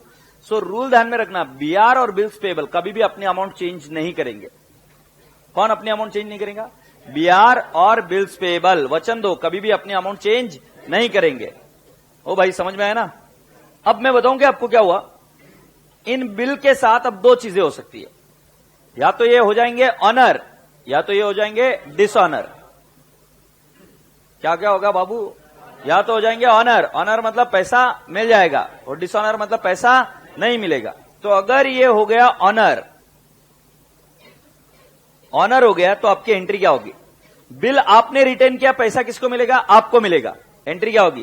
Cash oblique bank to BR. बोलो ना हाँ। कितना बेटा जी? 10,000 10,000 रुपए मिल गए क्या आपको? अच्छा, बिल अगर एंडोर्स किया तो पैसा मुझे मिलेगा या एंडोर्सी को मिलेगा? अरे आवाज नहीं आ रही यार। तो इस केस में आ जाएगा नो एंट्री। सही है। अगर मैंने बिल डिस्काउंट कराया था तो पैसा मुझे मिलेगा कि बैंक को मिलेगा? क्योंकि मुझे तो पहले ही मिल गया ना, दोबारा कैसे मिलेगा? से यस। तो इधर भी क्या आएगा? No entry. बट बेटा जी bill is sent for collection, तो पैसा किससे मिलेगा? मुझे ही मिलेगा ना। तो हमारी एंट्री होगी bank to bill sent for collection 10,000 10,000। अच्छा, तुम्हारा क्वेश्चन तब बैंक चार्जेस आएंगे कि नहीं आएंगे? आ सकते हैं। 11th 12th में एंट्री आपने सीखी होगी, उस केस में आप एंट्री क्या करते हैं? Bank charges to bill sent for collection. Generally मैं एंट्री सिखाता हूं कि पहले पैसा आ गया, आने के बाद में बैंक चार्जेस की एंट्री। तो एंट्री क्या होगी? Bank charges to bill sent for, sorry bank charges to bank.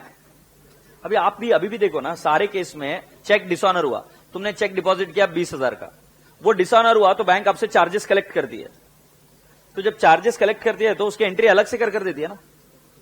अभी है नहीं, मैं भी वही बोल रहा हूं। तो बैंक चार्जेस की एंट्री हम हमेशा अलग करते हैं। मिनिमम बैलेंस मेंटेन नहीं किया, बैंक चार्जेस कट होते हैं ना, और उसकी एंट्री जनरली अलग होती है। से यस। ये बाबूड़े, ये बात समझ में आया क्या? मेरे को नहीं समझा, मुझे बताओ ना। बिल इज ऑनर्ड, क्या? Cash to BR. Bill is discounted and honored, no entry. Bill is endorsed and honored. Bill is sent for collection and honored. Bank to bill sent for collection. Say yes. लिख लिया यहां तक? अभी अच्छा अभी लिख रहे हो? शादी में आए करे ऑनर लिख।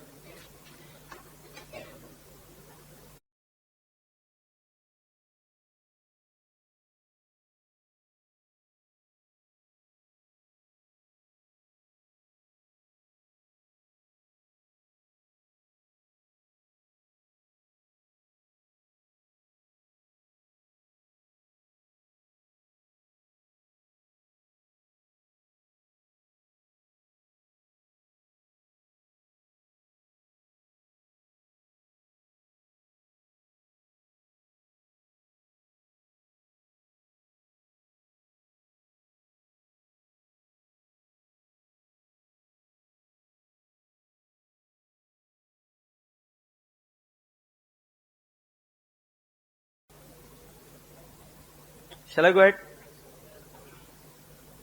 Let's go on and discuss the next thing. Dishonor. अच्छा मुझे एक बात बताओ, कभी आपके साथ ऐसा कुछ हुआ क्या? आपका दोस्त आपकी गाड़ी ले गया और गाड़ी को ठोक दिया, हुआ है? फिर क्या किया तुमने? क्या किया? मेरे को वो सुनना है। क्या किया उस बंदे के साथ तुमने? पैसे वसूल किए। कौन है बंदा? हाथ ऊपर कर दो। अरे डर मत ना, किसने? अच्छा, तुम्हारे दोस्त गाड़ी लेके गया, ठोक दिया, और फिर पैसे वसूल किए तुमने? तूने भी किए? हाँ राइट, ऐसा करते हैं लोग। मेरे साथ में भी ऐसा हुआ, पर मैंने वसूल नहीं किया। क्या हुआ? तेरे साथ में भी ऐसे ही हुआ, तूने वसूल किया कि नहीं किया? हाँ ठीक है। तो दो टाइप के लोग रहते हैं, तो एक होता है वसूल करने वाले और एक होते हैं वसूल नहीं करने वाले। समझ में आ रहा है? अच्छा चलो अपन एक काम करते, तुम्हारे दोस्तों में ऐसे कोई दोस्त है क्या मतलब एक एक नग रहते हैं कुछ कुछ। मतलब मैं सिर्फ समझा रहा हूं, अभी भी बिल्स ऑफ एक्सचेंज है। तुम खाना खाने गए और खाना खाने गए, तुम 4 चपाती खाए, दूसरा वाला 2 चपाती खाया, एक ने चिकन मंगाया, दूसरे वाले ने वेज खाया। जो पैसे डिवाइड होते हैं तब मैं 2 ही चपाती खाया, तू 4 खाया, तेरा पैसा ज्यादा, ऐसे है ना इस क्लास में? अच्छा है तो अपन नाम नहीं पूछेंगे, बहुत गंदा लगता है, बट एनी विच वेज ऐसा लोग करते हैं। तुमको समझ में आया कि नहीं है? तो कुल मिलाकर तुम क्या ओनस डालते हो मैं तुम्हें बता रहा हूं। तुम्हारी मतलब बुद्धि, जो व्यवहारिक बुद्धि है उसको जागृत करो तो ये समझ में आएगा। उसमें तुम क्या करते हो, तुम सीधा बोलते हो भाई देख तूने ज्यादा खाया है, तेरा पैसा है, तू भरेगा, बात खत्म। तूने गाड़ी ठोकी है, गाड़ी मेरी रहेगी, बट तेरे वजह से खर्चा आएगा, तू पैसा बियर करेगा, बात खत्म। भले ही पैसा अभी मैं भरूंगा, बट ये पैसा तेरे को लाकर देना पड़ेगा। भले ही पैसा अभी मैं भर दूंगा, बराबर है ना? अब जब खाना खाते हैं तो सामने वाला बोलता चिकन खाया, हाँ मैं खाया, अभी मैं तेरे को पैसा दूंगा, अभी तो भर तू। तो अभी तुम भर देते बट बाद में उससे वसूल करते, हाँ या नहीं? क्या मेरी बात समझ में आती है क्या? बोलने का तात्पर्य क्या, जब बिल डिसऑनर होता है तो एक कांड होता है, कभी कभी होता है, कभी कभी नहीं होता है। क्या होता है? एक कांड होता है। कांड का मतलब समझते हो? एक प्रॉब्लम क्रिएट होती है। क्या समझते हो तुम? कुछ नहीं समझते हो, नलायक। तो क्या प्रॉब्लम होती है? एक आदमी और ये दूसरा आदमी, इसका नाम है पांडु, इसका नाम है झंडू। झंडू का बिल पांडु के पास है और पांडु के पास बिल होने के बाद ये बिल उसने या तो डिस्काउंट कराया या रिटेन कराया या कलेक्शन को भेजा या एंडोर्स किया, कुछ भी क्या होगा। और ये बिल आगे जाकर झंडू पैसा नहीं देता, क्या हो जाता है? डिसऑनर। सो पांडु क्या करता है, ये वाली सारी चीज कानून को बता देता है। किसको? कानून, जिसको बोलते हैं नोटरी पब्लिक। क्या बोलते हैं? Notary public. नोटरी पब्लिक ये लिख कर ले लेता है कि हाँ ये बिल पैसे आने चाहिए थे, नहीं आए, ये पैसे डिसऑनर, मतलब ये बिल डिसऑनर हो गया। बोलना भैया। तो ये नोटरी पब्लिक जब ये काम करता है तब नोटरी पब्लिक फोकट में नहीं करता, वो आपसे क्या लेता है? चार्जेस। क्या लेता है? चार्जेस। ठीक है। अब देखो, इसने मुझे चेक दिया, मैंने ये चेक बैंक में डिपॉजिट किया और वो चेक डिसऑनर हो गया। मेरी आईसीआईसीआई बैंक है, चुप नहीं बैठती है। बोले मैं तेरे फुकट रिका में काम करने को नहीं बैठी है कि वो तेरे को लाकर खेल पानी में चेक देगा, तू चेक मेरे में डिपॉजिट करेगा, मैं उसकी बैंक के पास जाएंगे कि पैसा दे, वो बैंक बोलेगी ठेंगा जाओ वापिस, इस अकाउंट में तो पैसा है ही नहीं, अप्रैल फूल। फिर वो मेरे को आएगी वापिस और बोलेगी ओ तुम्हारा चेक तो डिसऑनर हो गया है। बैंक बोलेगी मैं एडी नहीं है, मैं तेरा काम करने गई, पैसा नहीं है उसके अकाउंट में। ऐसे छपरी लोगों से पैसा लेते कहीं को तुम? मैं तेरे को बैंक चार्जेस लगाएगी। किसको? मेरे को। तुमको मालूम है कैसा होता है? अब बताओ मैं क्या करूं? व्यवहारिक बुद्धि लगाओ। हाँ, जैसा गाड़ी ठोका तुम उससे पैसे वसूल किए, जैसा वो चिकन खाया तुम उससे पैसा वसूल किए, वैसा ही अगर चेक इस नालायक की वजह से डिसऑनर हुआ तो मैं क्यों भरूं? तुम्हारे भेजे में घुसता है क्या बात? तो हम नोटरी पब्लिक के पास क्यों जाते हैं? नहीं, वो रजिस्टर कराने के लिए बिल डिसऑनर हो गया। अच्छा, नोटरी पब्लिक ये फुकट में करता है, ऐसे ही बैठा हुआ है कि वो कुछ पैसे लेता है, राइट? तो उसको बोलते हैं नोटिंग चार्जेस। क्या बोलेंगे? Noting charges. जैसे बैंक क्या लेती थी? Bank charges. वैसे इसको क्या बोलेंगे? Noting charges. नोटिंग चार्जेस हम किससे वसूल करेंगे? ड्रॉवी से। जिससे पैसा आना है उससे वसूल करेंगे। और हमें अल्टीमेटली पैसा किससे आना है? झंडू से, ड्रॉवी से। से यस और नो? सो बेटा जी, इसमें 2 ऑप्शन बनते हैं। मैं पहले बताऊं, नोटिंग चार्जेस इज पेड। क्या बोला रे भाई? Noting charges paid. किसने पेड किए? तो ₹100। हमेशा ध्यान में रखना, नोटिंग चार्जेस वही व्यक्ति बियर करेगा, सॉरी वही व्यक्ति पे करेगा जिसके हाथ में बिल है। बियर कौन करेगा? हमेशा ड्रॉवी। नोटिंग चार्जेस पे कौन करेगा? Holder of the bill. जैसे पहले वाले केस में बिल किसके पास था? मेरे पास था, तो मैं भरूंगा। दूसरे वाले केस में एंडोर्सी के पास था, तो कौन भरेगा? एंडोर्सी। तीसरे वाले केस में किसके पास है? बैंक के पास है, तो कौन भरेगा? बैंक। और चौथे वाले केस में bill send for collection, bank के पास था, कौन भरेगा? बैंक। तुमने मुझे वचन दिया है कि कभी भी बीआर और बिल्स पेबल की अमाउंट चेंज नहीं हो सकती। वो एक डॉक्यूमेंट है यार, दस्तावेज है, स्टैम्प पेपर लगा, उसमें खाड़ा कोड नहीं चलता, कैंसिल कर नहीं कर सकते। इस केस में एंट्री एकदम सिंपल है। अगर नोटिंग चार्जेस इज पेड 100 और डिसऑनर हुआ हर एक केस में, तो एंट्री देखो। पहला वाला रिटेन था क्या? ये तुम्हें पैसा है कि ठेंगा है? ठेंगा, तो तुम क्या कर दोगे 2 BR। BR तो अभी फालतू हो गया क्योंकि उसकी ड्यू डेट निकल गई, उससे तो पैसा नहीं आ रहा है। यह अमाउंट चेंज हो सकती क्या? नहीं। कैश नहीं आई, सॉरी कैश पे की, तो कैश को डेबिट करेंगे क्रेडिट करेंगे? कैश पे की तो डेबिट करेंगे क्रेडिट करेंगे? सो हम क्या करेंगे, टू कैश 100। और किससे पैसा आना था? झंडू से। सो तुम्हें बताऊंगा हमेशा एंट्री कितनी होगी, सुनो ना। झंडू मतलब पर्सनल अकाउंट में नोटिंग चार्जेस ऐड कर सकते हो। किसमें ऐड कर सकते हो? पर्सनल अकाउंट में नोटिंग चार्जेस ऐड कर सकते हो। BR बिल्स पेबल में कभी भी नोटिंग चार्जेस ऐड नहीं कर सकते हो। इस एंट्री का अगर अनुवाद चाहिए हिंदी में तो देखो, झंडू को कहेंगे तेरे से 10,100 रुपए आने हैं, बिल्स रिसीवेबल के 10,000 रुपए, और 100 रुपए किसके आने के? Noting charges. अगर तुम्हें याद होगा तो झंडू को हमने माल बेचा था 10,000 का, जब बिल्स रिसीवेबल मिला था तो झंडू के अकाउंट को हमने रिवर्स कर दिया था, BR टू झंडू, तो झंडू का अकाउंट नलीफाई हो गया था। बट अगर वो BR सक्सेसफुल हुआ ही नहीं, पैसा आया ही नहीं, तो हम वापिस क्या बोलेंगे, झंडू तेरे से पैसा आना है, टू BR टू कैश से यस। अच्छा सुनो ना, अगर मान लो एंडोर्सी को दिया है तो नोटिंग चार्जेस कौन भरेगा? क्योंकि मैंने बताया जिसके पास बिल है वो जाके नोट कराता है। तो इस केस में आपकी एंट्री होगी, झंडू से पैसा आना है, झंडू 10,100 टू एंडोर्सी। BR नहीं आएगा बेटा, BR अपने पास है ही नहीं। BR किसके पास है? एंडोर्सी। शॉर्टकट क्या सुनो, जिससे पैसा आना है उसको डेबिट, जिसको देना है उसको क्रेडिट। देखो तुमने एंडोर्सी को भी डेबिट किया था ना, ये देखो एंडोर्सी को डेबिट किया था, क्यों? क्योंकि तुमने बोला तुम्हारा पैसा दे दिया। बट अभी एंडोर्सी क्या बोलते आएगा, मेरा पैसा मिला नहीं है। तो अपना रूल क्या है, जिससे पैसा आना है उसको डेबिट, मतलब उससे रिसीव करना है, और जिसको हमने पेएबल था उसको रिवर्स कर दिया था, तो उसको क्या बोलेंगे, तुझे वापिस पेएबल है। अरे भाई हाँ या नहीं? सो रूल क्या बना बेटा जी, जब बिल हमारे पास ना हो तो हम BR शब्द यूज नहीं कर सकते। तब एंट्री क्या होगी, जिससे पैसा आना है उसको डेबिट, जिसको देना है उसको क्या, क्रेडिट। मुझे आवाज नहीं आ रही, क्या बोलेंगे? झंडू टू एंडोर्सी से यस। तीसरी एंट्री क्या होगी, अगर बिल डिस्काउंट कराया होगा तो एंट्री क्या होगी, झंडू टू बैंक। मैंने बोला पर्सनल अकाउंट में ऐड कर सकते हो, बैंक भी पर्सनल अकाउंट है क्या? तो अपनी एंट्री आएगी झंडू टू बैंक। मैं लिख दूंगा 10,100 10,100, जिससे पैसा आना है उसको डेबिट, जिसको देना है उसको क्रेडिट से यस। और लास्ट वाले केस में जब बिल सेंट फॉर कलेक्शन है, तो bill sent for collection is just like BR। Bill sent for collection is just like BR।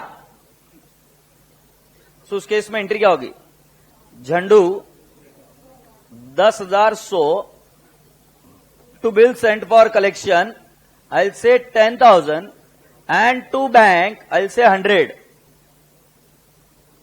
बेटा जी बिल सेंट फॉर कलेक्शन ये सिर्फ हमने हमारे एजेंट को दिया है, काम मैं करने की जगह मेरा एजेंट कर रहा है कलेक्ट करने का, मतलब it is as good as retained only. But मैं किसको दे रहा हूं, बैंक को, और बैंक को बोल रहा हूं कि तू वसूल कर दे।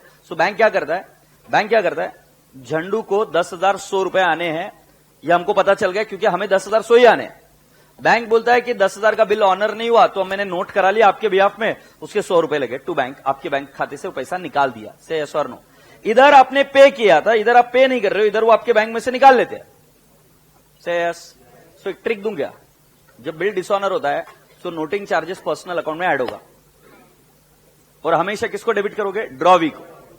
ड्रॉवी को हमेशा बिल के अमाउंट प्लस नोटिंग चार्जेस से यस। तो एंट्री क्या होगी, ड्रॉवी अकाउंट डेबिट, पहले वाले केस में टू BR टू कैश, दूसरे वाले केस में ड्रॉवी टू एंडोर्सी 10,100 10,100, तीसरे वाले केस में ड्रॉवी टू बैंक 10,100 10,100, चौथे वाले केस में drawee 10,100 to bill sent for collection 10,000 to bank 100। तुम्हें समझ में आ रहा है कि हर केस में हम ड्रॉवी को डेबिट कर रहे हैं। मीनिंग क्या है, तेरे से पैसा आना है, जिससे पैसा आना है उसको डेबिट, जिसको देना है उसको क्रेडिट से यस। जैसे सेकंड वाले केस में तुमको एंडोर्सी से देना था ना, तो तुमने उसको वापस पेएबल बना दिया। थर्ड वाले केस में बैंक को डिस्काउंट कराया था, तो बैंक को अभी भी देना बाकी रह गया ना, क्योंकि तुमने तो पैसे बैंक से पहले ले लिए थे, तो बैंक को देने पड़ेंगे। तो क्या करोगे, टू बैंक से यस। हैप्पी बेटा जी ये लिख कर ले लो पहले,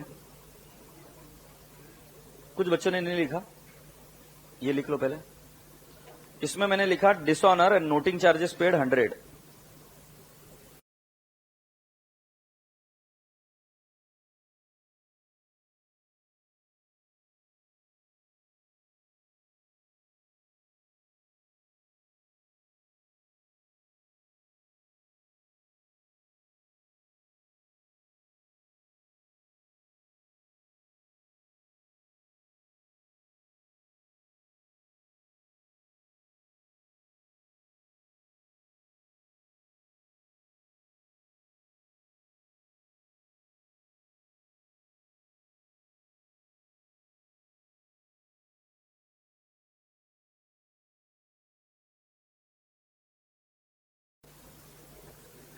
can we go ahead to the next step?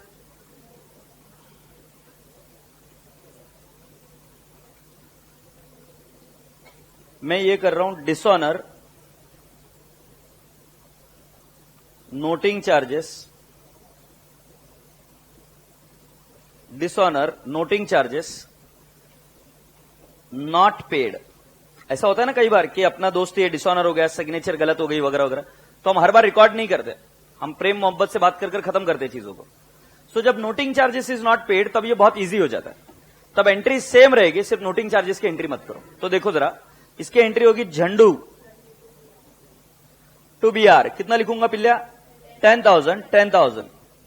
इसमें नेक्स्ट में एंट्री क्या होगी? झंडू टू एंडोर्सी, कितना लिख दूं?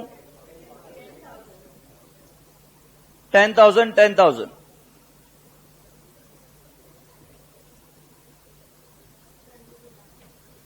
ये 10,000 लिखा है बेटा, ये पेन चला नहीं तो फिर वापस लिख दिया तो हाँ, अब बस। अच्छा, अभी इधर क्या लिखेंगे? झंडू टू बैंक, कितना? 10,000, 10,000। और नेक्स्ट झंडू two bill sent for collection 10,000, 10,000। Happy? Yes.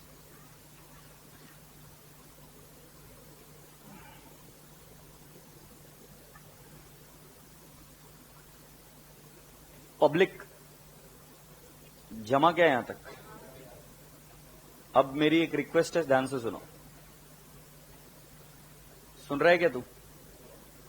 मैंने जब लेक्चर शुरू किया था तब मैंने एक चीज कही थी आपको कि मैं बीच में ब्रेक दूंगा। मैं एक भी बच्चे को बोल रहा हूं आगे नहीं जाना है जब तक ये परफेक्ट ना हो जाए और जब तक आपको इसमें समझ में ना आ जाए। तो जब मैं नेक्स्ट सेशन में बैठूंगा तब आपको पहले मुझे आपकी क्वेरीज बतानी है। अगर क्वेरीज नहीं है तो फिर मैं आपको क्वेश्चन पूछूंगा, क्योंकि ये पूरा टॉपिक इस पर बेस्ड है। देखो, दो चीजें इस टॉपिक में, एक है कैलकुलेशन पार्ट और एक है एंट्रीज। मैं दोनों चीजों को अलग अलग कर डील करता हूं। तो पहले हमारे दो दुश्मन है, एक कैलकुलेशन पार्ट और एक है जर्नल एंट्रीज। जब तक आपकी जर्नल एंट्रीज परफेक्ट नहीं हो जाती मैं कैलकुलेशन के बारे में सोचूंगा भी नहीं। समझ आ रहा है? तो ये चैप्टर पूरा बेस्ड है जर्नल एंट्रीज पर। इधर आपसे इंस्टीट्यूट जर्नल एंट्रीज पर कमांड करने की अपेक्षा रखती है। तो अभी जो आपको ब्रेक मिलेगा, इस ब्रेक में आपको क्या करना है मुझे पता नहीं, तुम ब्रेक लोगे या बोलोगे कल ही मिलेंगे, आई डोंट नो। सो अगर मान लो हम ब्रेक ले रहे हैं तो आपको क्या करना है, सभी लोगों को ये टॉपिक के जितने भी जर्नल एंट्रीज है एक दोबारा अपने आप बिना देखे लिखना है, इसको रिवाइज करना है, उसका मीनिंग समझना है और कहां पर कौन सा वर्ड आ रहा है वो करना है। देखो, इसमें कोई गुंजाइश नहीं रहनी चाहिए कि इसमें कंफ्यूजन है। इसमें ऐसा ही चाहिए कि बस अब आ रहा है, तो फिर मैं रैंडमली कोई भी एंट्री पूछूंगा तो आना चाहिए। Do understand? रैंडमली मैं ऐसा भी सीक्वेंस में नहीं जाऊंगा, मैं डायरेक्टली पूछूंगा bill endorse discount, bill endorse dishonoured, मैं ऐसे पूछूंगा bill discounted honoured. I can ask you anything and I want the entries for each of them very carefully. Break के उस पार भी एंट्रीज ही है, कैलकुलेशन नहीं है। ब्रेक के उस पार ड्रॉवी के बुक्स में एंट्री है, बट पहले ये एंट्री परफेक्ट किए बिना मैं आगे नहीं जाऊंगा। जो बच्चे पेन ड्राइव में मेरे से पढ़ रहे हैं, वर्चुअल में पढ़ रहे हैं, नलायक को इधर ब्रेक लेना, सॉरी नलायक नहीं बोलना चाहिए था, मेरे अच्छे अच्छे बच्चों, पहले ब्रेक लेना, ब्रेक लेकर इसको पूरा पढ़ दो यहां तक, और जो क्वेरीज है वो पहले हम सॉर्ट आउट करेंगे और उसके बाद में ही आगे जाएंगे। ये इस चैप्टर का रूल है। सो यहां पर जैसे हम बिल्डिंग नहीं बनाते क्या, तो पिलर्स बनाने के बाद में पहले स्लैब डालते हैं, स्लैब डालने के बाद में तुरंत ऊपर का स्लैब नहीं डालते, इतनी घई अच्छी नहीं है, सब लोग एक साथ मरेंगे। स्लैब डालने के बाद में रुकना पड़ता है कुछ दिन ताकि वो मजबूत हो। तो यहां पर मुझे जर्नल एंट्रीज हर एक बच्चे की जबान से परफेक्ट चाहिए, उसके बाद में ही मैं सोचूंगा आगे जाने का। डोसक्यात घुसलाय काय? Alright, so let's go for the break and देखते हैं आपको कितना समय लगता है, and then let's meet after the break. Alright, thank you, bye bye.